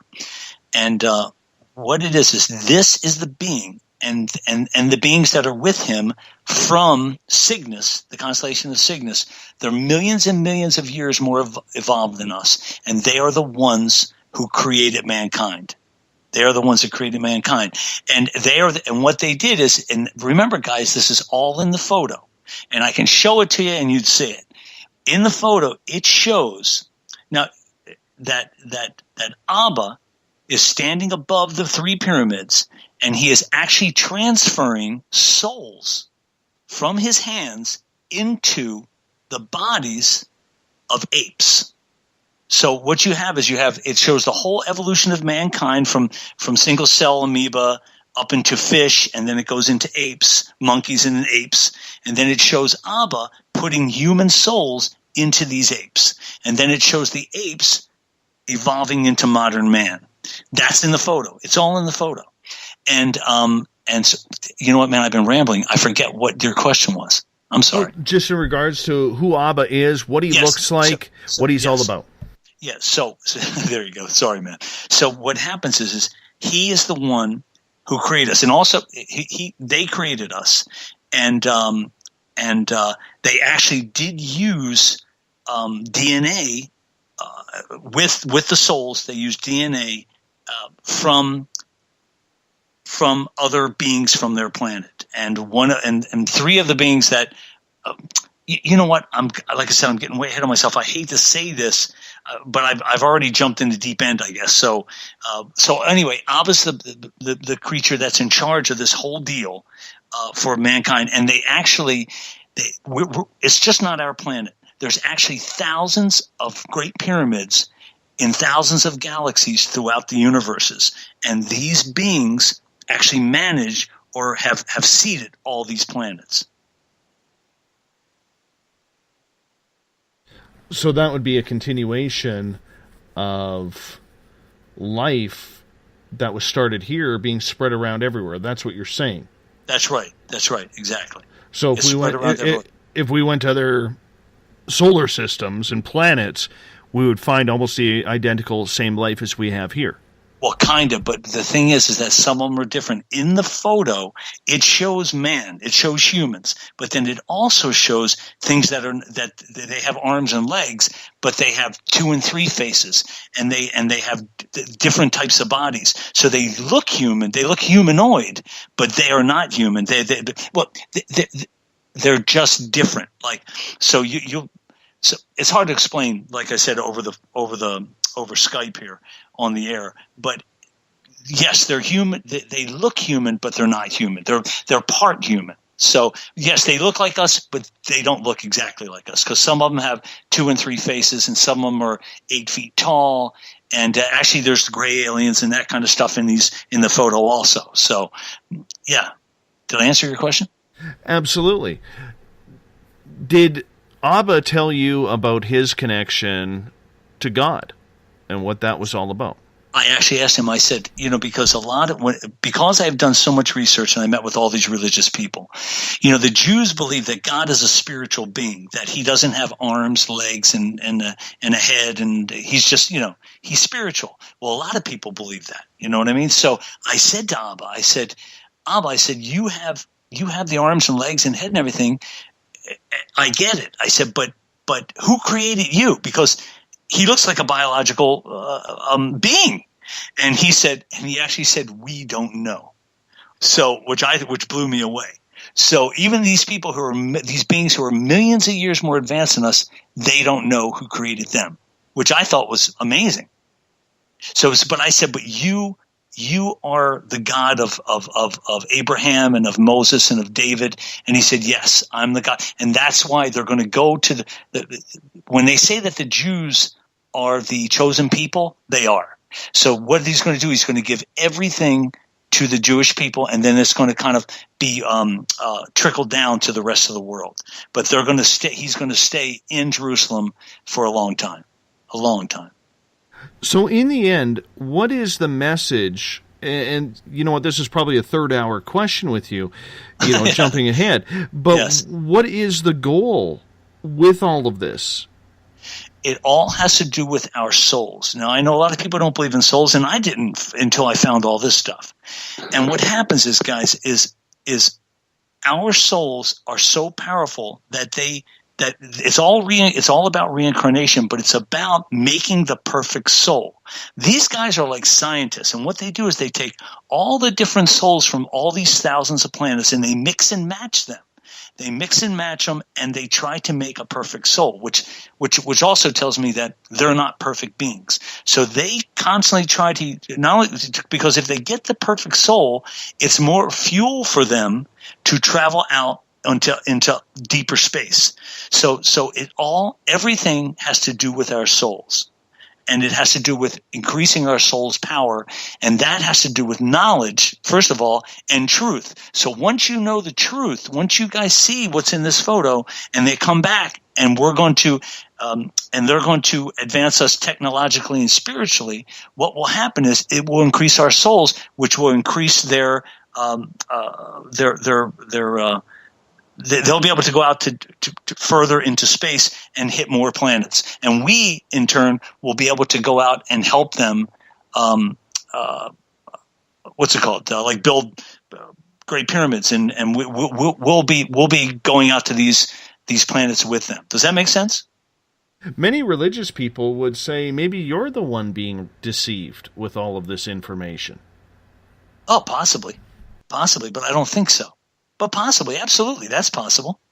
But it's great that it's in the NASA photo. So even if you're skeptical, all you have to do is look at the NASA photo. Now, if you said to me, "Hey, when they show up, should we disband all of our armies and navy?" No, absolutely not. They're going to have to prove to us that they are on our side, that they're not going to harm us. So no, don't be dropping to your knees and saying, "Oh, God's showing up." Because I actually had two of the rabbis said, "Well, Gary, if God shows up, we're going to be dancing in the streets." And I said, "Rabbi, if God shows up and you don't know what he looks like, you're going to be crapping your pants." I said, "You're going to be terrified, and your children are going to be terrified." I said, "So I can show you what's going to show up, but you have to look at the NASA photo." And they refused to look at it. So being deceived, yes, possibly, but I'm still skeptical. Even though I met him, and even though I see all these things and I know it's a positive thing, I was born and raised in Delaware, okay? And my family came to Delaware in 1658. 1658. They fought in every war, Revolutionary War, Civil War. The one thing is this: I don't trust anybody. And if you tell me everything is sunshine and rainbows, I don't buy it. So the thing is even though these beings are telling me this and I'm saying it, I'm still on guard. I'm believing them, but I'm not believing them 100%. I'm not going to drop to my knees until you prove to me that this is a positive thing and it's not going to hurt mankind. Because if it is, I'm going to grab a gun and we're going to fight the best we can. So there you go. The American way, grab the gun. No doubt. So up here in Canada, we just grab a hockey stick and a donut. Well, whatever it would take, whatever we have to do. But if these things come down and think that we're going to be falling on our knees for them, they got another thing coming, because I'm not going to be part of a slave race. And I'm not saying they're doing that, because they're telling me they're not, that they're going to give us a lot of information and we're going to be able to go out into the stars, which is very cool. But like I said, things I don't know and I've never seen before, I don't trust it. I don't trust it. So I'm still on guard, guys. Believe me, I'm not one of these kind of guys who say, "Oh, here comes Jesus floating down on a cloud. Let's bow down." If Jesus comes down on a cloud, he's an alien. He's got to prove to me that he means us well first. Does that make sense, Dave? Absolutely. Let's get to a couple questions from our audience here. Everett's chiming on in here. It says, "Gary, have you ever compared your information with the information contained within the alleged codes hidden in the Bible?" No. All this stuff has happened to me in the past a little over 2 years. Guys, I'm not an expert. All I know is I have a connection. I found all the stuff in the NASA photo. I really don't know anything about codes in the Bible at all. I don't know anything about that. Mm-hmm. I've never listened to a paranormal show. I've never the only thing I've ever watched was Ancient Aliens. Other than that, no, I haven't. I can see where you're coming from, and I'm going to give you the benefit of the doubt here, because I know what it's like to, all too well, to be a hold of something and be so passionate about something, and not everybody is seeing the way things or the way you want them to see it. You know, how do you keep your own personal frustration down and keep positive and keep pushing for this subject to get someone to try and understand what you were seeing, to give you the time of day in order to do this? Well, you know, like at the beginning when you said that I've been in the Writers Guild in Hollywood, the Writers Guild of America for 22 years. Well, guys, if you ever tried to sell a screenplay to Hollywood, or you ever tried to sell a pitch to a major studio where you come up with an idea and you go in and you pitch it, which I've done it in every major studio. And what happens is it is so hard. People just don't want to hear it, and they just – to be a salesman is the hardest thing in the world, but I happen to be a really good one. And I really and I also work out. I play basketball 4 times a week. So any frustrations, I let it go out on the court, and I never stop. So and plus, guys, the one thing is this: I have the NASA photo. It's all in the NASA photo. You don't have to listen to me. You don't. Look at the NASA photo. You will find it. You will see the ancient Hebrew. You'll see everything. You'll say, "Oh my God, Gary's right." And so, because I've had many people say, "Well, why isn't my experience?" Because I saw an alien, and I saw this, and I saw a witch, and I saw a ghost, and I said, "Do you have any proof?" And they go, "Well, no." And I go, "Well, I have the NASA photo." And even NASA has seen it, and I know they have. So yes, I have the NASA photo. That's my ace in the hole. So, but in order to answer your question, I work out and I have a real positive attitude, Dave, and I'm a great salesman. And I never quit when I have something to sell somebody, even though I'm not benefiting from this at all financially. So there you go. Let's get to another question here. Trip is asking in one of our chat rooms, Göbekli Tepe has been proven to be older than the pyramids. Do you have any thoughts on expanding your research to find other messages like Göbekli Tepe? That's a great question. What happened, guys, after I found the writing beside the NASA pyramid, beside the Great Pyramid, I said, well, I wonder if there's any of those letters beside the Sun and Moon Pyramid in Mexico. Because, I've actually been to those. It's amazing. So I did. I downloaded a couple photos, and I found that same writing, not exactly the same, not exactly written the way it was written. But I found those letters, those types of letters beside and on the Sun and Moon Pyramid in Mexico. So I said, but there was so much information. I said, I'm not going to get into the Sun and Moon Pyramid because I knew I had to concentrate on Egypt. That was the main place. So I didn't want to take any more time. So yes, to answer the Trip's question, I definitely looked at other places like Göbekli Tepe and stuff, which is amazing. But also, guys, I forgot to tell you this. I asked Abba when I met him out at the river, I said, what does that say beside the Great Pyramid? And he said, I am who I am, creator of all things. So that's what it says. So the Judaic scholars and the Aramaic scholars, they had come up with an I and an M and all that kind of stuff. And but they couldn't get the whole translation. So he told me. Now back to that also, if you can remember, I had never heard back after 6 or 7 months from Salima Ikram, Dr. Salima Ikram, the Egyptologist at the American University of Cairo. So I emailed her maybe about 8 months later, and I said, Dr. Ikram, have you been working on it? Can you tell me what it says? And she said, Gary, I can't have anything to do with this. And she cut off all contact with me. So anyway, I wanted to let people know that I did go back and try to talk with her and these other people. So anyway, go ahead. Next question. There's a lot of questions in the chat room actually right now wondering if you have read Revelation and seen any patterns to July 26th, 2022. I have not, and I really don't know anything about Revelations. I don't know. I really don't, guys. I mean, there's no way I could get through the Bible. I mean, I barely got through that book of Enoch. I mean, it was tough. Other than it actually showed exactly where everything was up in heaven and hell and the Garden of Eden, and it was exactly where Enoch said it was. But I don't know anything about Revelations or anything like that. I'm not a religious guy. Do you try and keep a little bit of an arm's length away from the religious side of things because, it can go down so many different roads? Well, what happened was I met with probably, I'm going to say, 50 to 70 religious every religion I've met with. Like I said, the Catholics, I've met with like 5 priests. I've met with ministers, pastors. I've met with Mormons.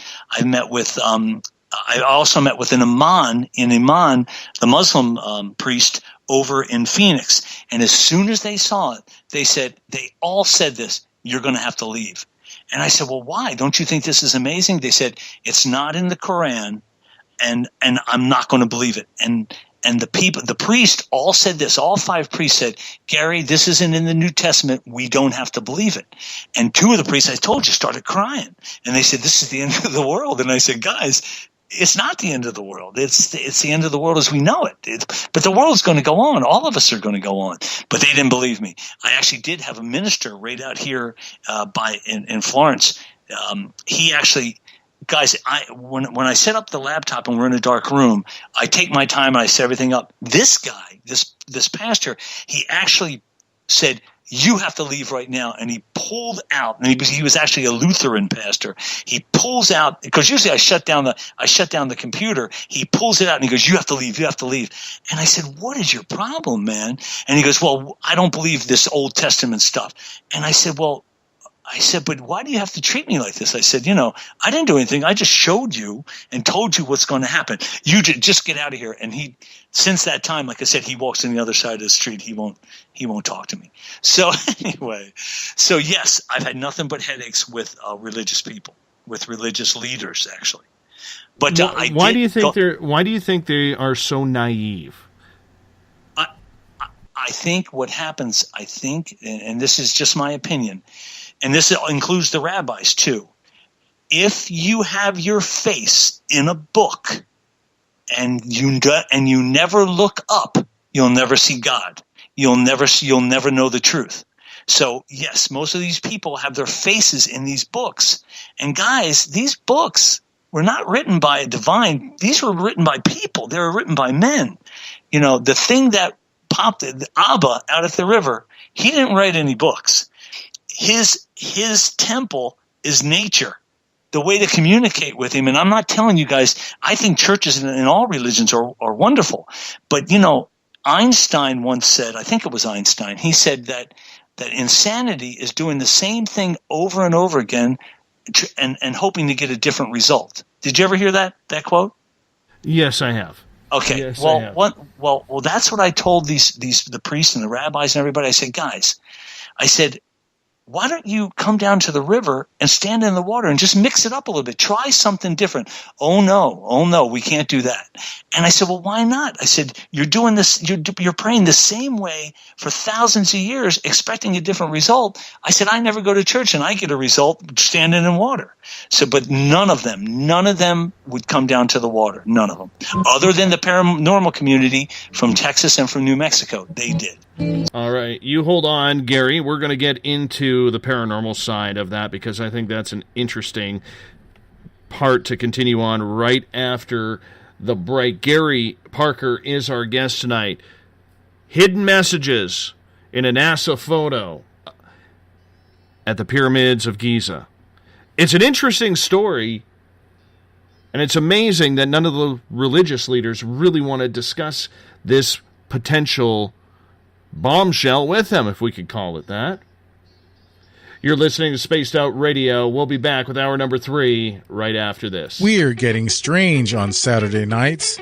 Hi there, this is Dave Cruz, and each Saturday, starting at 9 p.m. Pacific, midnight Eastern, I will take you on a tour of the weird and obtuse on Spaced Out Saturdays, from aliens to Sasquatch and every tinfoil hat in between. We got you covered. Join us at spacedoutradio.com for Spaced Out Saturdays. See you there. Not ready for bed on Saturday night? Right after Spaced Out Saturdays, hop on over to S4 with Corey Ruiz and me, Eric Cooper from Forest Moon Paranormal. With S4, there are no limits to what we try and uncover. From government conspiracies to helping clean up the paranormal, no topic is safe on S4. We get to the heart of the matter, of the subjects you want to learn more about. So tune in on S4 starting at midnight Pacific, 3 a.m. Eastern, only on spacedoutradio.com. Have you had an experience you can't explain? Would you like someone you can trust to look into it? We have just the place. The SOR Sightlines Report is the place for you to find answers. Whether it's Bigfoot, UFOs, Dogman, ghosts, aliens, or anything strange, the Sightlines Report will get you connected with one of our expert researchers to find out what's going on. All of your personal information is kept 100% confidential. The SOR Sightlines Report, a place for you to find the answers you need. Only at spacedoutradio.com. Hi there. I'm Butch Witkowski, lead investigator with U4 Cop. On the final Monday of every month, you can listen to me and host Dave Scott on Spaced Out Radio's Strange Days. We're going to get to the heart of the matter when it comes to what's happening out there. People are seeing and experiencing things from ET contact to Bigfoot, and I want to hear about it. Your experiences are what we investigators need to help solve these unknown mysteries. So tune in at spacedoutradio.com to the final Monday of every month from Butch Witkowski's Strange Days. This is Eric Markham, news editor for the Spaced Out Radio's The Encounter Online.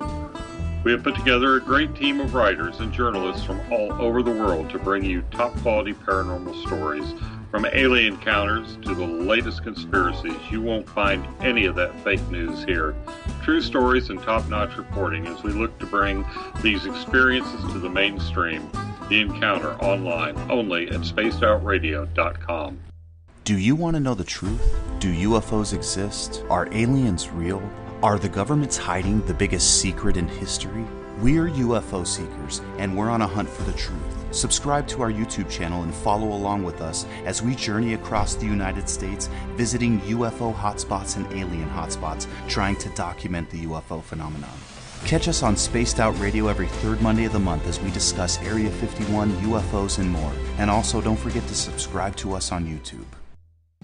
Patrolling the Pacific Northwest, we are always on the lookout for the strange and unassuming stories that real people are experiencing. Hi, I'm Vincent Zunza from Pacific North Weird. Me and Alexandra Sullivan have teamed to bring to you those odd stories that never seem to make it into the mainstream. Stories so weird that will leave you scratching your head wondering, is this real? It's as real as it gets with Pacific North Weird. You can watch our videos right here at spacedoutradio.com. Become more intimate and interactive with Spaced Out Radio. Join our Space Travelers Club with your new membership. For $5 a month, we'll provide you with special access to the website, monthly prize draws from books to psychic readings, along with monthly newsletter, private interviews, and more. Sign up today to be part of Spaced Out Radio's experience. Looking for a place to advertise at a very reasonable cost? Look no further than Spaced Out Radio. SpacedOutRadio.com has an advertising tab that you can click to check out our daily, weekly, and monthly packages to play on the radio, or our website including social media. From commercial spots to banners, we have it all. Check out our competitive pricing today. Don't have time to listen to Spaced Out Radio live?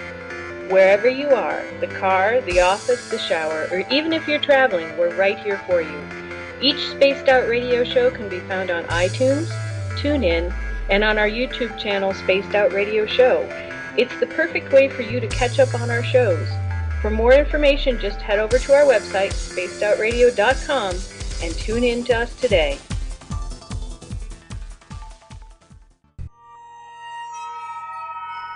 You hear footsteps in the empty room above you. A rocking chair begins rocking by itself. Don't be afraid of the things that go bump in the night. Reach for Spirit Storybox, the iPhone app the Huffington Post UK called the only ghost hunting app you will ever need. Spirit Storybox. The spirits are telling their stories. Are you listening? Strange creatures lurking in the night, the sounds of wood knocking in the forest, odd happenings right out of a fictional world. These are the reports I love.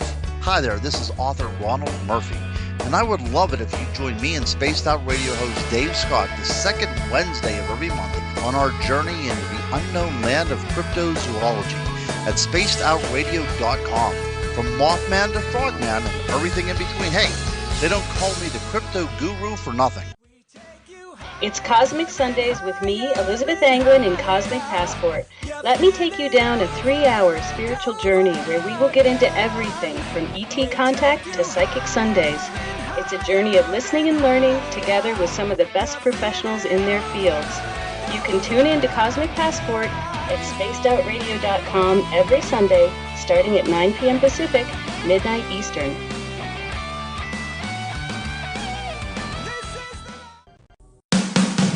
The views and opinions expressed by tonight's guest and topic of discussion do not necessarily represent the official policy or position of Spaced Out Radio, Spaced Out Weekend, Spaced Out Radio Limited, its hosts, syndicated carriers, or anyone associated with this broadcast.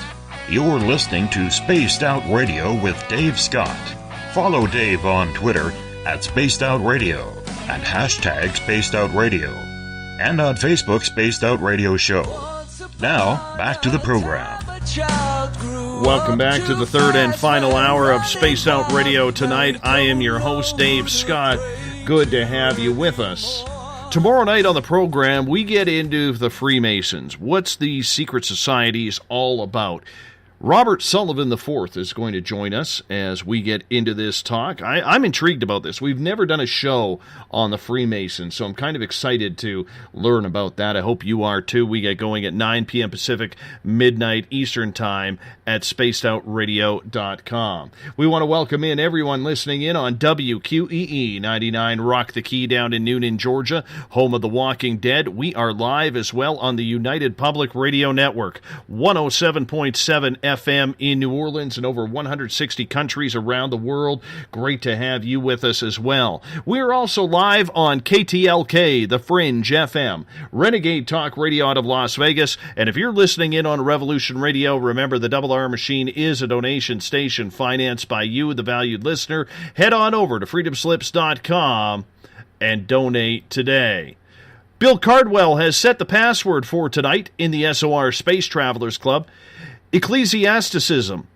Ecclesiasticism is your password. Use it wisely, space travelers, as Bill sets a password each and every night right here on the mighty SOR. Now, if you want to follow us on social media, you can do so on Twitter at Spaced Out Radio. Use the hashtag Spaced Out Radio if you want to connect live with me during the show as well. Give our Facebook page a like, Spaced Out Radio Show. We also have live chat on Facebook in the SOR Space Travelers group. We're also on Instagram, Dave Scott, SOR. Our brand new YouTube channel, Spaced Out Radio. It's no longer Spaced Out Radio Show.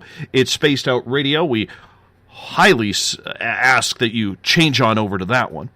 And you can listen to us on iHeartRadio in the United States, TalkStream Live, tune us in on TuneIn, download and subscribe to our shows on iTunes. Our website is spacedoutradio.com, where we have a plethora of features for you, including joining the SOR Space Travelers Club for $5 a month, shop at our Spaced Out Radio store, rock out to some Bumblefoot, watch UFO Seekers and Contact TV videos, and read our updated news section, The Encounter, online. We have brand new news there almost every day. I hope you check it out. Everything at spacedoutradio.com. For the final time tonight, we introduce Gary Parker. He's going the distance with us. Gary is a writer and into real estate in Arizona, but a NASA photo that he found has absolutely put him over the edge on what the meaning of this is. Writing that had never been discovered in thousands of years of research on the pyramids of Egypt. Gary, welcome back. Thanks. Gary, right before the break, we were talking about religious leaders kind of shying away, that the minute you show them what you have noticed and the information that you have gained, they've really backed away, almost fearful. Why do you think that is? Well, because it goes against what they believe. I mean, that's what it is. What they've been taught and what they believe, it totally goes against that. Not 100%, but like maybe 60 or 70%. So, because it goes against the grain of what they have been taught, Do you find that they are almost rude about it, or is it more of a fear of learning something new? It's fear. I gotta tell you guys, nobody was ever rude, other than that one guy who pulled the plug out and told me to get out. Pulled the plug out of the computer, but everybody else is, I can see it in their face. Like I said, I'm a salesman. I can read people, and you can see like I said, a few of them actually started crying, but 90% are very polite and very nice. But you can tell it really bothered them, because everybody wants to be right. For some reason, in the religious world, everybody wants to be right, and they're all wrong. And I'm pretty much the only right guy. But I'm only going from what's in the NASA photo and from meeting Abba out at the river. And he showed me a lot of things. And just to let your listeners know, in the NASA photo, Jesus is in there. So yeah. So I said to Abba, I said, "Is Jesus your son?" And he said, "Yes." I said, "Is he a God?" And he said, "No." But Jesus is in there. He's actually in three different places, and one, he's on a cross, and he's not nailed to the cross, he's tied to the cross. And when I showed that to these priests, they freaked. They said, "What is that doing in a NASA photo?" And when I showed them the Garden of Eden and heaven, they freaked. They said, "What is that doing?" And I had to do some research on it. In Jewish eschatology, it says that the Garden of Eden will reappear on earth. Now, naturally, the rabbis told me, they said, "Well, that's after God's already been here." And I said, "No." I said, "You guys got it backwards. He wants us to see it now so you know what to expect." And he wants to show exactly where our souls go and what happens and all that. And that's when they said, "Gary, you got to get out of here." Even though I showed it to them, they refused to believe it. So I hope that answered your question. So yes, it terrifies a lot, but they're all extremely polite and very nice.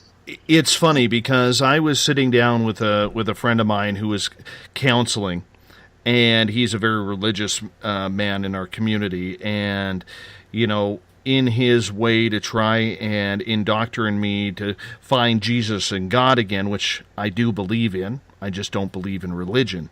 Right. Excellent. One of the things that we discussed was, he asked me point blank. Because of this show and I do a ghost hunt, he thought that I was really dealing with demonic energy and demonic forces, and that I should really look at giving this up and find Jesus again. So I said to him, "Explain to me what Bible you use."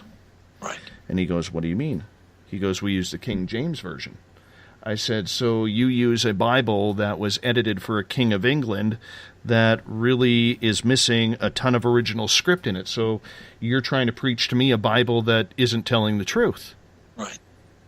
It's amazing how a lot of people shudder when you mention that. Well, you're absolutely right, though. You're 100% right. And I actually said to Abba, "Abba, does this mean that I have to convert to Judaism?"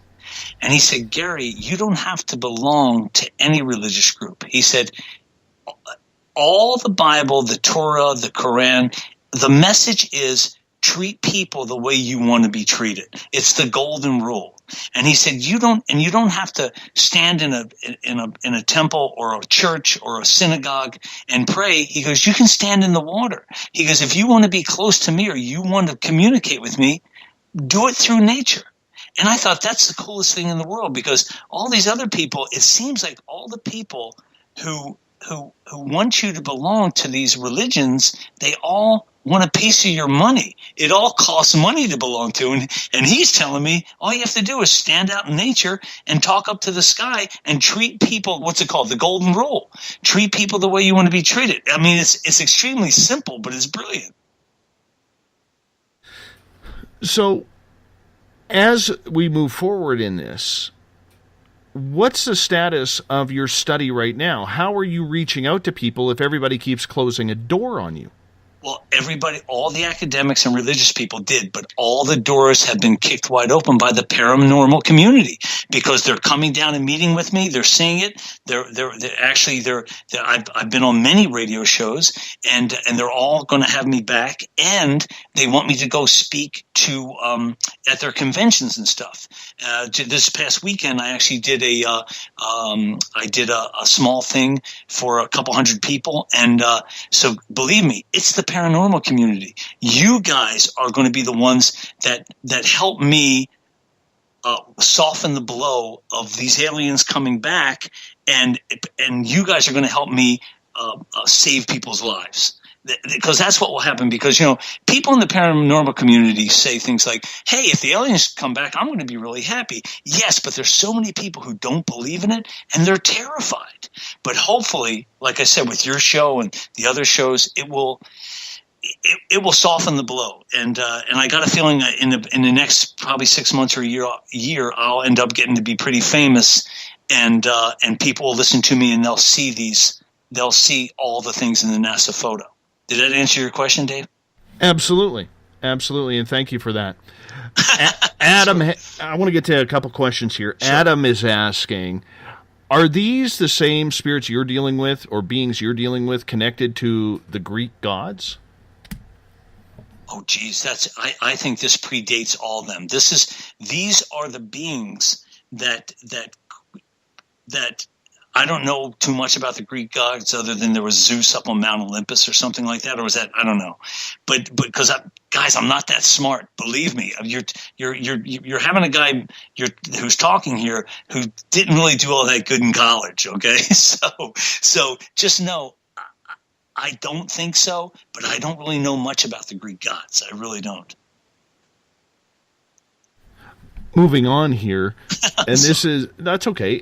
Everett is asking, Gary, do you have any emails to verify that you have communicated with the people you claim to have shown your evidence to?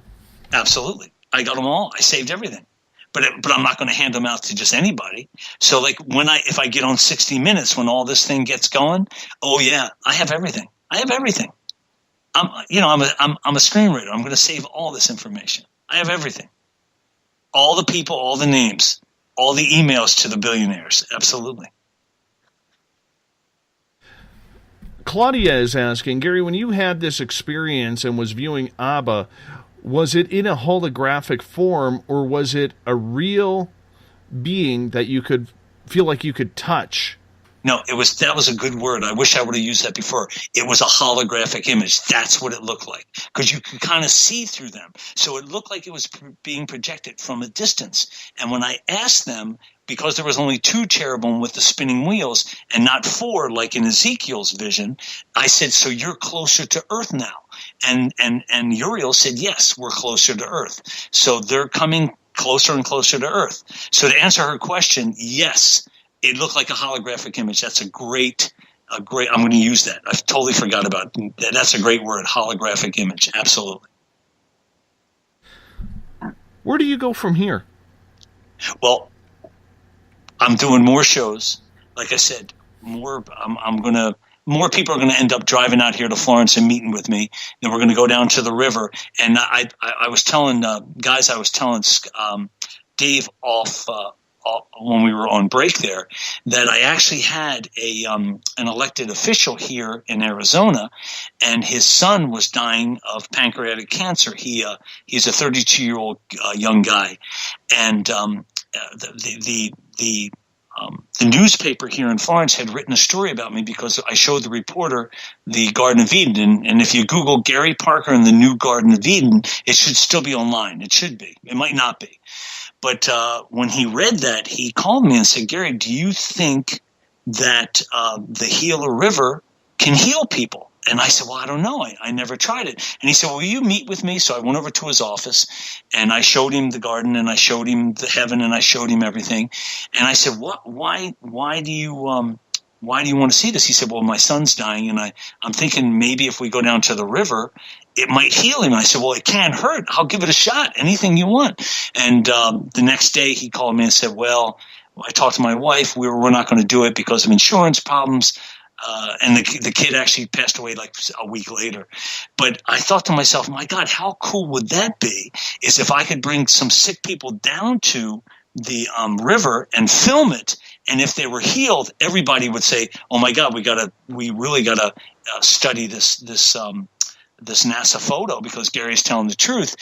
So Dave, I've asked some people who have been sick here in these small towns, and they won't do it. They think it's nuts. So if any of you people who are listening, any of the listeners, if you ever come down, and I'll show you everything, if you have someone who's sick and you want to give it a shot, let's give it a shot. I'm all for it. Do I think I'm Jesus? No. Do I think I heal somebody? Absolutely not.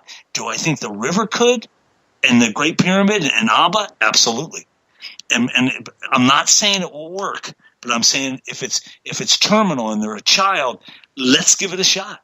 The only thing you have to waste is a few days in Arizona. That's the only thing you'll be wasting, because I'm doing it for free. I'm not asking for anything. Well, my friend, if I went out to walk on water over here or walk into water over here right now, I'd be walking on top of it because it's all frozen right now. Well, out here it's beautiful. It's like 84, 85. Oh, don't even rub it in. Don't even rub it in right now. And sunny. I apologize. I will literally, as of last Friday, be staring at snow until April now.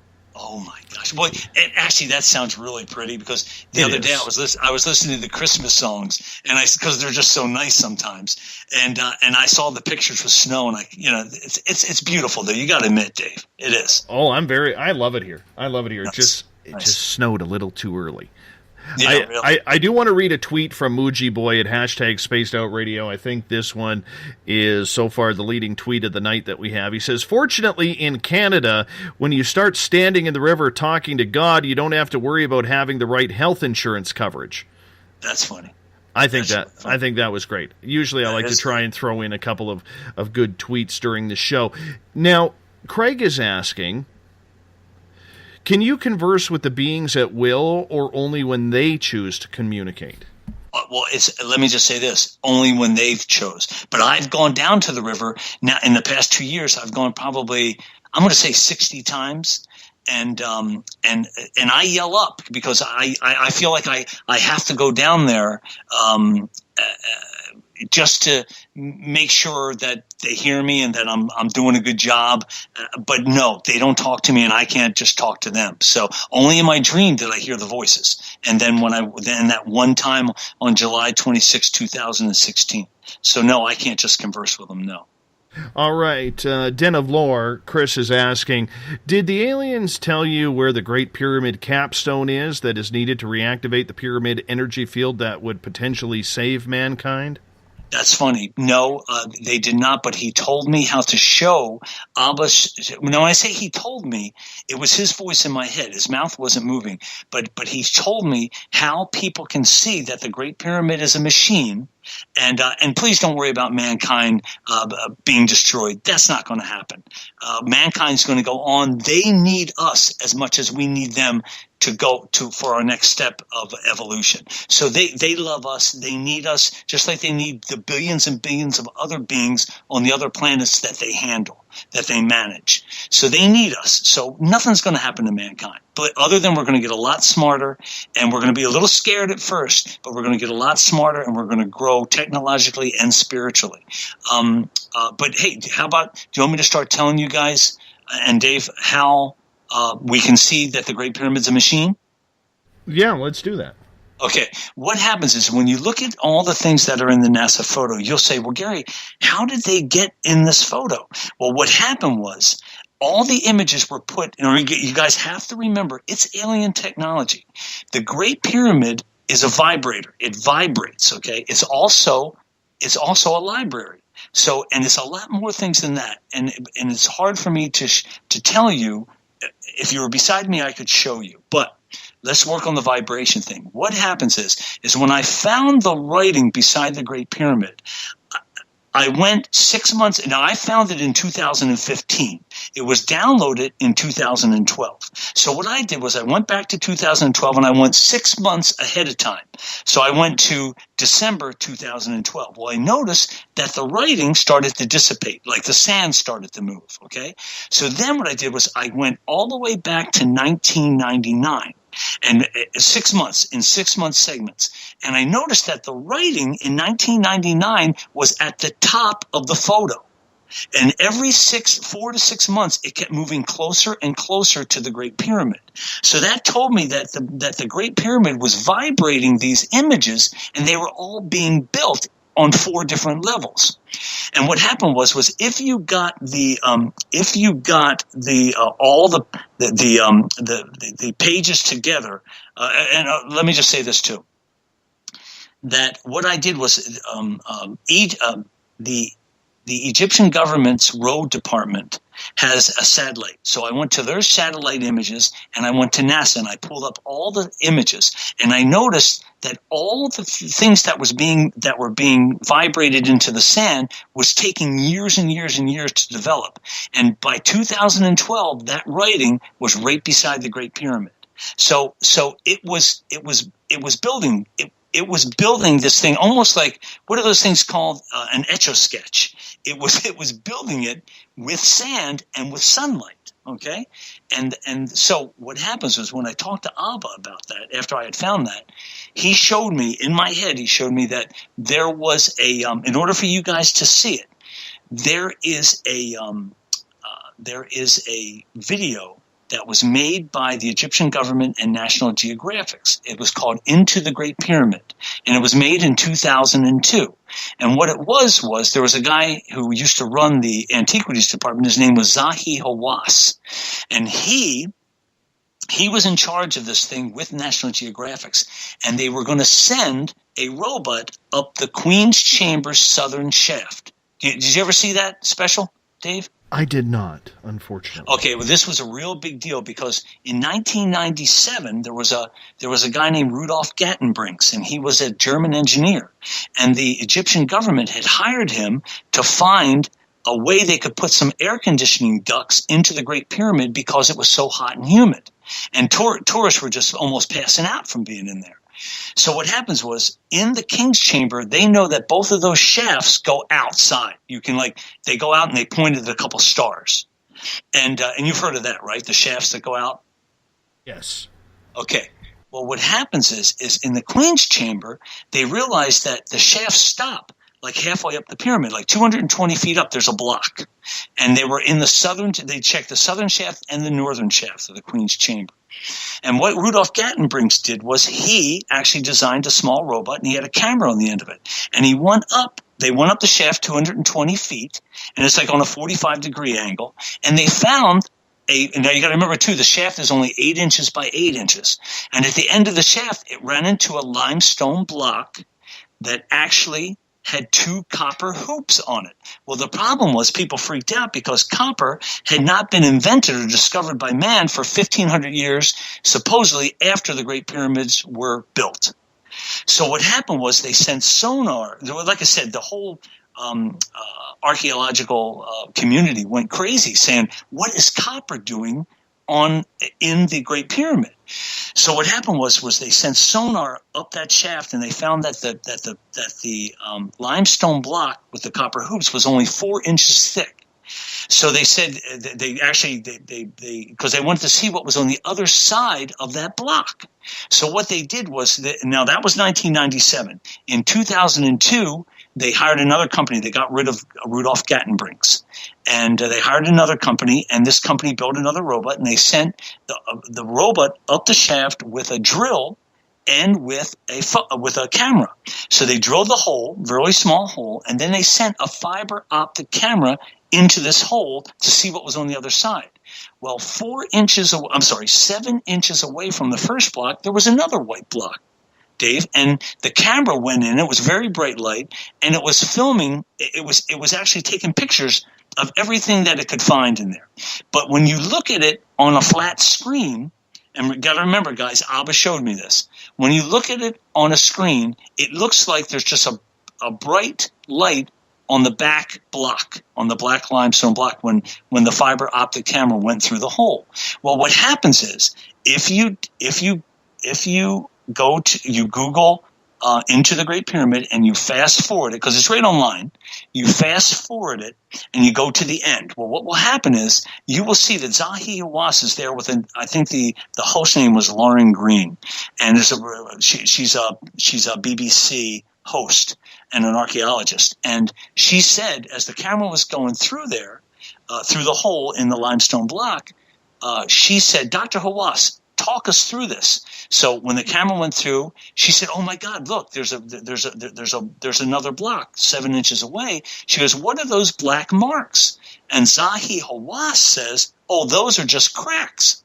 And I thought, how the hell does he know they're cracks? Because no one has seen that for 6,000 years. And he goes, "Oh no, those are just cracks." Well, that told me, and we got to remember, I was watching it for a second time. When he first said it back in 2002, I didn't think anything of it. Then when Abba told me to watch it again, as I was watching it, I thought, how does he know those are cracks? So what I did was I froze the video. I made the room dark. I had it on a laptop computer, and I tilted the screen.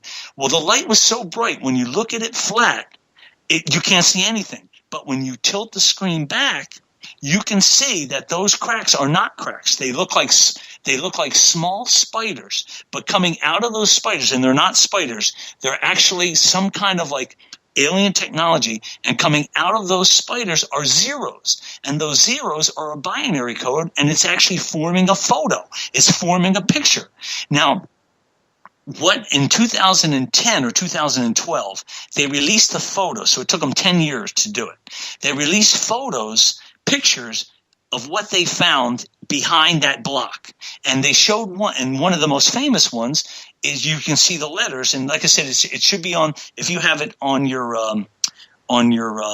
what's it called, your Twitter account, you'll see the photo. There's a black 1, a black 20, and a black 100.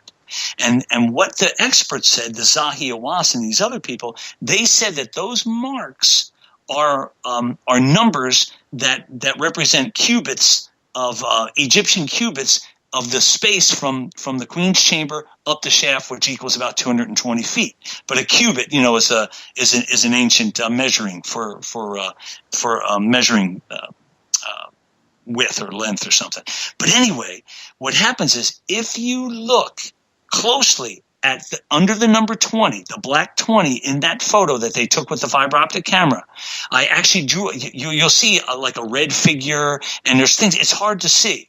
But what happens is, because Abba told me to go into the dark room to look at it, and I shrunk the picture down, I used a magnifying glass, what you will see under that number 20, and I drew a picture of it, and it's in your photos. It's below, if you scroll down, you'll see it. Under the number 20 are actually 3 people sitting in a crystal throne that's flying over ancient Egypt. And it's actually, there are 3 black people. And the main guy, he's actually around 8 feet tall. Even though he's sitting, you can tell he's wearing like a pope hat, a mitre hat that has a huge crystal in the front, and he's on his right shoulder is sitting a boy, and the boy is wearing a mitre hat or a pope hat. It's a smaller one with a smaller crystal, and his right leg is drooped over a woman's shoulder who is his mother, and she's actually wearing a crystal. It's round, and she's a beautiful black woman, and she's actually, you see her right hand is reaching, she's looking up at us in the photo, and she's reaching out to us with her right hand. Now that's all in the photo, and Abba showed me that in my head, and then I went to the video and found it, and I drew the picture. If you take your time and you study it, you will see 3 people sitting in a crystal throne. That is heavy. That is heavy. No doubt. No doubt. Also, know this too, that the Great Pyramid can detect technology. All we would have to do is put that robot back up the Queen's Chamber shaft, the southern shaft, put the fiber optic camera through that hole, and turn the light down just a little bit. Just turn it down. Let it just run, and you will see a binary code will form pictures of where they came from, how mankind was put together. It's all, every limestone block in the Great Pyramid has this information. It's like a library, and it's like a huge computer, and it's all downloaded, and all we have to do is put that camera through that hole, turn the light down, and just watch. And if we could stream it on the internet and through every TV, we would see everything that happened in the world before, when these aliens showed up and made us, you would see everything the whole history of mankind is in the Great Pyramid, in the limestone blocks. Wild stuff, right? Couple questions from Bob. He is asking, Dr. Werner von Braun said that a false alien invasion was coming. How do we know really what to believe now with your story? We don't know. We don't know, but here's the thing. If an alien wanted to invade us, just like all the horror movies, they would just show up and start killing us. That's how they usually do it. They're not going to give us a calling card. They're not going to show us their hand. But, like I said, I don't know. 100%, I trust everything I see at about 80%. There's 20% of me that thinks this is too good to be true. So I'm still skeptical and I'm still on guard. And I've mentioned that earlier, that I was born and raised in Wilmington, Delaware. All my ancestors fought in every war. I don't trust anybody. So even though I'm saying this, even though I'm the messenger boy, I still want to stay on guard. I would, if government leaders ever said to me, Gary, should we disband our armies? I'd say, hell no. Wait till they prove to us that they're friendly. So hopefully that answered the question. See, I'm a firm believer on the whole alien front, that if they were trying to take us over, if they were trying to invade Earth, if they were trying to make us slaves to the grind or use us as the main course in dinner, as a lot of people tend to believe, right, I don't think they would have waited until we were weaponized. I think they would have came at us when, a spear and a bow and arrow was the most advanced technology out there. So I'm pretty sure that the alien agenda is not to rip our heads off. I think that's very Hollywood and very fear-mongering of certain individuals in this classification that we call UFO researchers. Getting to Bob's second question, he says, Gary, did you copy all of your material and send it to several backup sources in case something should happen to you? You know what, Bob? Ever since this happened to me, I've never slept better. I'm not afraid of anything. I'm not worried about anything happen to me. Like never. Like this is in the past 2 years, I've never felt more secure in my life. So no, I haven't done any backup stuff. But I am telling you guys, it doesn't matter what happens to me. It really doesn't. All that matters is that you look at this NASA photo and you see this and you study it.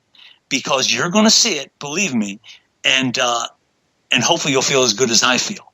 So no, but I haven't done any backups. I haven't done anything like that, and I'm not worried if anything happens to me. I'm really not. All right, let's get to another question here. This one comes from BTO. He is saying, during your research, have you had any correlation regarding Egypt and its pyramids and all the pyramids that are located throughout Earth? No. The only ones I've had any kind of anything with are the three that are there, and especially the Great Pyramid. Even though they all three mean something, but it's mostly just been the Great Pyramid. Do you think there might be other alien-type messages that are connected with the pyramids if all pyramids are connected? Absolutely, without a doubt. But again, though, Dave, I'm not the smartest guy in the world. I would love for somebody to help me with this. But not being the smartest guy in the world is that there's probably so much that I haven't seen. But the as much as I have seen, it's I'm almost at my limit where where if I see any more, I'm not going to be able to talk about it because we're doing a 3-hour show and I could probably go on for another 4 hours. So I don't think I have the brain capacity to for all this to seep in because there's just so much information. Does that make sense? Very much so. Very much so. So why do you think, then, that you have had a lot of troubles breaking into the mainstream with this and have decided to go with alternative media to get the message out? Well, because I think alternative media and the paranormal community are the right people. You guys are more in touch. They're more in touch with nature. They're more in touch with science. I mean, well, not science and nature and spirituality. And that's your guys' forte. So you guys, because that's what this all is. You know, in the photo, it's all nature. It doesn't have anything to. I mean, yes, it's alien technology, but you don't. It all has to do with water and trees and, you know, with nature. In here, I don't see any computers or anything. You know what I mean? So somehow they harness energy from natural resources. Makes sense. Let's get to Michael's question. He is saying, what is the key that you have found that proves this story is 100% valid? It's not. There's nothing 100%. You know, all I know is if you take your time and you see, you got to remember, I've been doing this for a little over 2 years, so I can see everything in this NASA photo and I can show it to people. But 100%, nothing's ever 100%. But because there's things in this that I can't figure out. And I actually had some religious people who saw it and they told me what it was, but they were so afraid of it, they wouldn't tell me anymore. They said, I'm just never going to look at it again. So I've been rambling. Did I answer that question? No, absolutely. You answered it just absolutely perfectly. So when you say you've been doing this for 2 years, a little over 2 years. How long do you give this before you say, you know what, I've pushed this as far as I can go? You know what, Dave? It probably won't happen. I will keep going because I'll even write a script and try to have a movie made of it. And also, if I would love to do a video on this, you know, like a documentary. But the only problem is if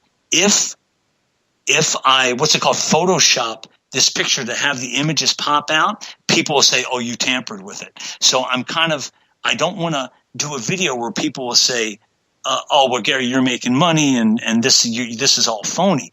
That's why I'm hoping your listeners will take an hour or 90 minutes out of their lives and really examine the photo and see it. Because if I do anything to the photo, people are going to say, "Well, it's photoshopped." Does that make sense? Oh, it makes total sense. You know, right. The evidence today, in my opinion, whether it's cryptid, UFO, paranormal, you can no longer use photographic or video evidence. Right. Because the minute you put it out there, the detractors or the debunkers are going to go absolutely haywire on it. That's right. And I'm a firm believer, sorry for cutting you off, I'm a firm believer that there are smoking gun videos out there that people have taken, whether it's of UFOs, aliens, or whatever the creature may be, and they are just refusing to even put it out there because they don't need the harassment. They don't need their personal life or their own personal life taken, you know, into the public. Right. And the cool thing, though, about this is I can say to people, if you don't believe the photo you're looking at, go right to the NASA website, pull it up, and you'll see everything. So, and they do. So, and it's great. So that's why it's kind of like I'm chipping away at the iceberg. And yes, it's a hard climb, but Dave, this is something I'll never give up on because it has to do. This all started with world peace, my idea for world peace. And if there's any way I can help even one person not jumping out a window or killing their children or, you know, seeing it when this thing shows up, it's my job to do the best job I can, and that means never giving up. And I have a little under 5 years for everybody to see it, and I think that's plenty of time.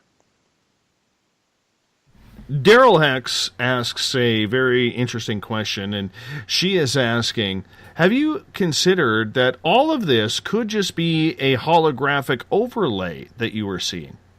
Impossible. It's impossible. Plus, everybody's seen it. There's so much detail. Like the Dr. Whitehouse up at ASU said, Gary, we don't have this technology.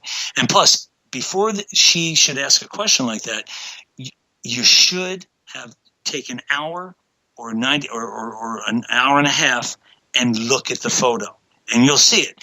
Like I said, it's easy to sit back and go, you know, it's probably just an overlay or that. No, it's there. It's a message. You have to put some time in it. If you don't put time in it, well, then you're not interested. But if you really want to see things and you really want to see the message, you have to put a little time into it. Great question coming from Andrew on Twitter. He is asking, do you think, Gary, the process used to make the images that you claim to see is the same techniques aliens have utilized to make crop circles? Well, I don't think crop circles are from aliens. I think that those are humans. I never believed the crop circle thing ever. But yeah, could they do it? Absolutely. They did this, and I'm saying over a 13-year period from 1999 to 2012, and then it started to wash away in the sand. But if you go back, you will see to 1999, and you look at a NASA photo, you will see those letters all the way at the top of the photo, and then they move down every 3 to 6 months. It's building 4 levels, so we can all see it. What happens if, getting back to the fact that you say you're never going to quit this, that you got to follow it through, what happens if you've exhausted all your accounts and people either in the religious community or the scholarly community absolutely refuse to give you any direction that you need in order to help solve this and bring it to the mainstream? Where do you go from there? Well, there's 7.2 billion people on the planet. I've probably totally met with maybe like 300. I have plenty of. If I have to go door to door to show people, but it won't, because people are already coming out here to meet with me. So I think it's going to. I think people are going to take time. I think they're going to see it, and they're going to say, "Oh my God, Gary, tell us more about this." And I think everybody's going to see it. So, Dave, it won't matter how many doors are shut in my face. I will end up meeting with people, like I said, door to door if I had to. But that won't happen. Do you believe then there is an alien agenda tied to this, and maybe the aliens are playing you? That's possible, absolutely. But I really think that and I've been shown that everything is on a timer. Because they have thousands of other planets, what happens is we human beings are at a stage in evolution where we have to take the next step. We're at that step now. On these other planets that they manage, they have beings that are more evolved and some that are less. Every planet is in a different stage of evolution. This is our turn. This is our turn to evolve. But yes, they could be playing me, absolutely. But either way, either whether they're playing me or not, I'm insignificant. Every human on the planet has to look at this photo, and they will see it. But that's the main thing. So even if I died tomorrow, somebody will have seen this, and they would say, "Oh my God, he was telling the truth. I have to show more people." So it will become like a snowball effect. What do the people around you say? The people close to you? It terrifies them. It terrifies them because these things look human, but they're not human. They're parts of them. They have arms and legs, but they're not human. They're from another planet. And they're a different species, and it terrifies them because they.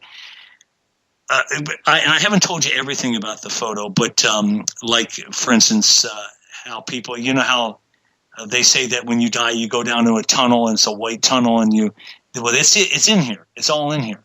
But it's all alien technology. It's almost like this photo is a soul factory, and how they process souls, and it's very, very scary if you have. And I've been dealing with it for the last 2 years, and I've actually met the creatures, and I dug it. I thought it was awesome, but it will be terrifying. But hopefully, like I said, if people just study the photo, they will see it, and they'll get used to it. And but yeah, I could definitely be being played. There's no doubt. Does that concern you? No, because I'm an extremely positive person, and I always think good things instead of bad things, so I accentuate the positive. So no, I think it's going to help mankind immensely. But if it doesn't, if it's in any way negative for mankind, I will be the first guy, and I don't even own a gun, but I'll find a gun, and I will be the first guy to lead the charge to Jerusalem to try to stop this thing. If it has anything bad to do to mankind, absolutely. Do you feel that you are in a personal journey that is alienating people. And I ask that because in a similar fashion, I have noticed the same thing with this show that I do on a nightly basis, is it has alienated me from a lot of the people who were once very close to me. Absolutely. Without a doubt. There's no doubt. But like I said, some of them who see it, even my brothers and stuff like that, they saw it, but they don't want to believe it. They do not want to believe it. And they said, I'm just not interested. And I said, how can't you be interested? But that's going to happen. So yes, and you know what? I'm good with that because I've always liked myself. So so I'm secure with myself. So if you don't like me, okay, that's cool. I'll go on down the road and I'll show it to other people. So, like I said though, Dave, there's 7.2 billion people on this planet. I'll get at least 3/4 of them, I promise. Do you worry about? And I realize you have a lot of confidence going in this, but do you worry about maybe extending this a little too far and having your personal experiences all of a sudden become face-to-face encounters that you cannot control? Yeah, if that happens, it happens. It's and all I would say to the people is, look, I'm just a messenger. Don't kill me, but just look at the photo. You'll see everything. And and come down to the river with me. Come down to Florence. Sit in the room with me. I'll show it to you. Then come to the river because maybe it will open up something in your brain that hasn't been opened up yet. So yeah, if I get confronted and stuff, I'll handle it at the time. But hey, it doesn't matter. Confront me. But don't not look at it. Look at the photo. Come down to the river. Go to your own river. Give it a try. You might see things differently because we see things three-dimensionally because that's what we live in. But maybe this will open up a part of your mind where you can see more. Well, it can't hurt you. No, it can't hurt you, but I mean, it also tests the beliefs of everything that people have been taught through their lives or what they've chosen to believe on their own. I mean, you're dealing with a whole different humanity. Right, absolutely. But hey, you know what? We're humans. Give it a shot. Give it a try. Because I'll tell you, if it doesn't show up on July 26, 2022, I'm going to be bummed out because nothing will change here. We're going to still have crazy people wanting to drop bombs on us. We're going to have birth defects and children that are crippled, and we're not going to evolve. We're going to stay in the same rut that we're in. And I'm not saying that I don't have a lot of fun. There's a lot of beautiful things about this planet.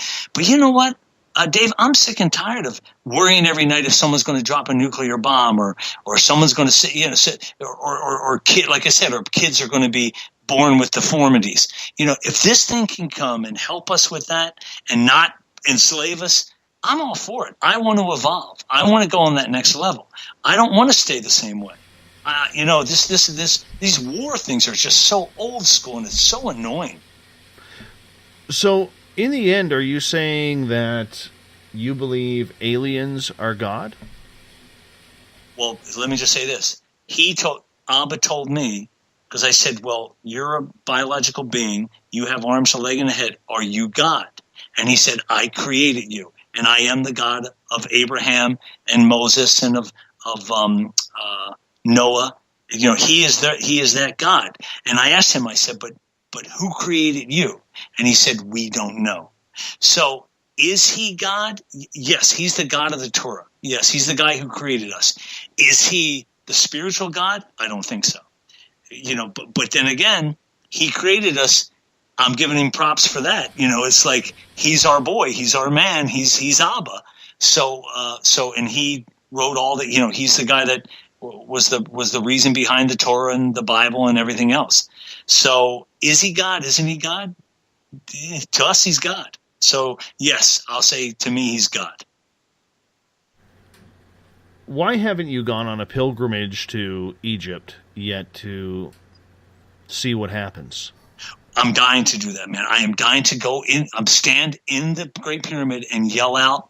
I didn't mention this earlier, and I know we're running out of time. But when I found those people sitting when Abba showed me those people sitting on the crystal throne, inside the photo that was taken in National Geographics, he told me that those people are Ptah, Sekhmet, and Nefertem.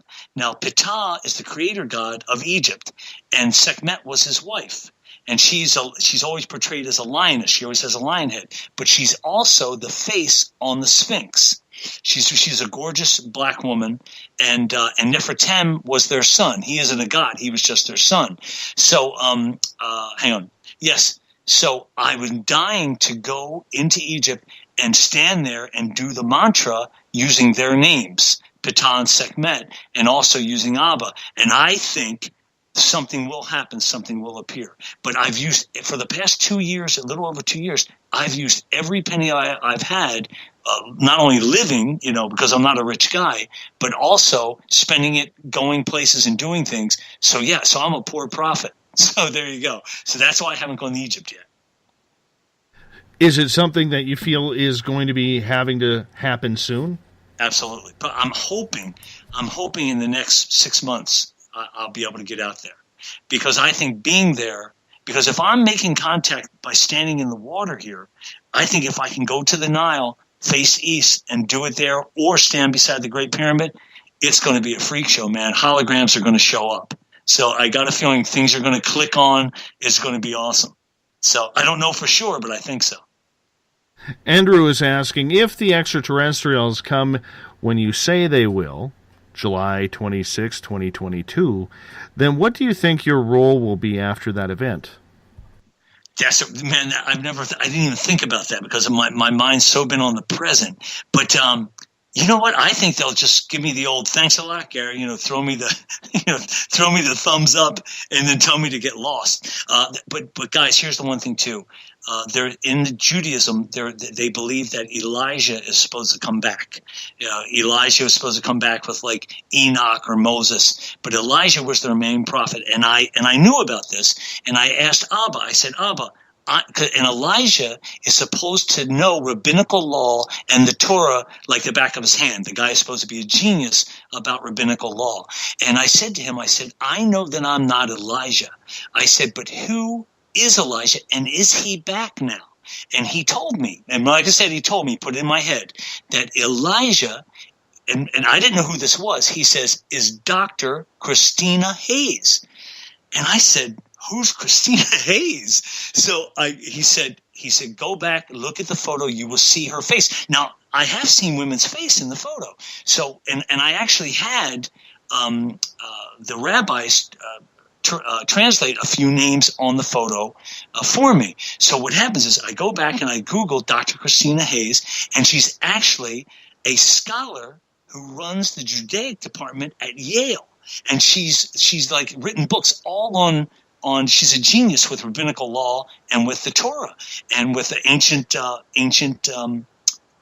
religions, and especially Judaism. She's like a genius. And when I saw her on the video, I said, oh my God, I know that face. I went right back to the NASA photo and I could see her face. But when I tilted it back, I saw that her face turned into like an ancient looking guy with a beard. But there was writing beside the guy's face. And I sent it to the Judaic scholar, and he said, oh, Gary, that says Elijah. So I said, oh, my God, she is the reincarnation of Elijah. So I forget what your question was, and I know I'm going on, but it's in the photo. And what was your question? I'm sorry. God darn it, Dave, I ramble on and on. Oh, that's okay. I was paying attention. Go ahead. I'm sorry. You did answer it. You did answer it. To be blunt. I did. God, man, I just keep. There's so much to tell you and to show you and to show your listeners.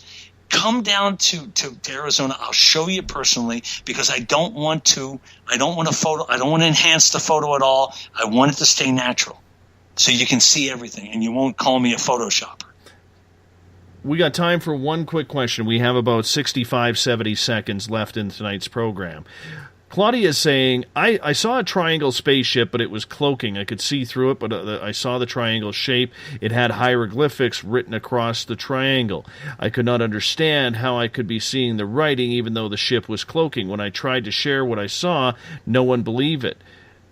Do you feel that there's not many people believing you in your inner circle, and how do you convince them? Oh, no, they all see it. They all believe it. It's just they're frightened. That's all. Right. But yeah, they all see it. I don't have to convince them of anything. They see it.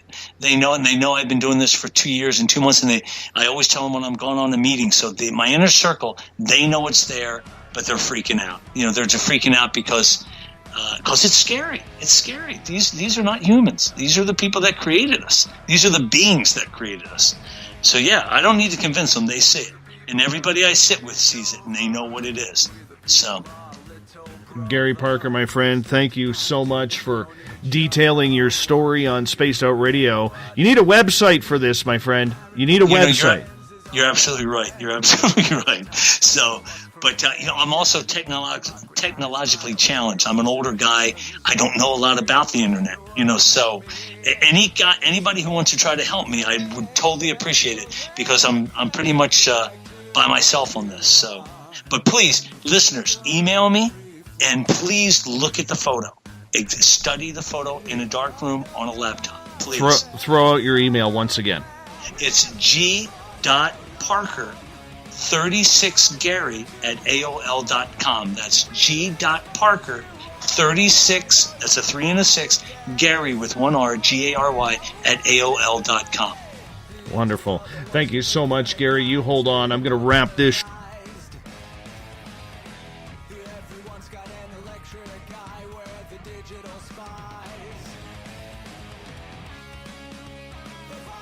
Thank you so much for being with us tonight, Gary. Really appreciate you taking the time. Tomorrow night on the program, Robert Sullivan IV will be with us. We're talking Freemasons, secret societies, and so much more. We get going at spacedoutradio.com starting at 9 p.m. Pacific, midnight Eastern Time. Mr. Ron Bumblefoot Thal rocking in the background with Little Brother Is Watching. Bumblefoot is the official music of Spaced Out Radio. He rocks us in and out of every show. Want to say thank you to everybody in the chat rooms and on Twitter tonight. You guys were amazing. You were firing off the questions. You were sharing our show, going and signing up for our new Spaced Out Radio YouTube channel, where you can find our new archive list. We appreciate you do that. Don't go to Spaced Out Radio show anymore. That one's been hacked. We don't want to go there. But come to mine, Spaced Out Radio. Keep sharing, keep spreading, keep loving people. And together, my friends, we own the night. We'll talk to you in exactly 21 hours from now. Mr. Bumblefoot, we need a favor. We need you to take us home. I'm out. Good night.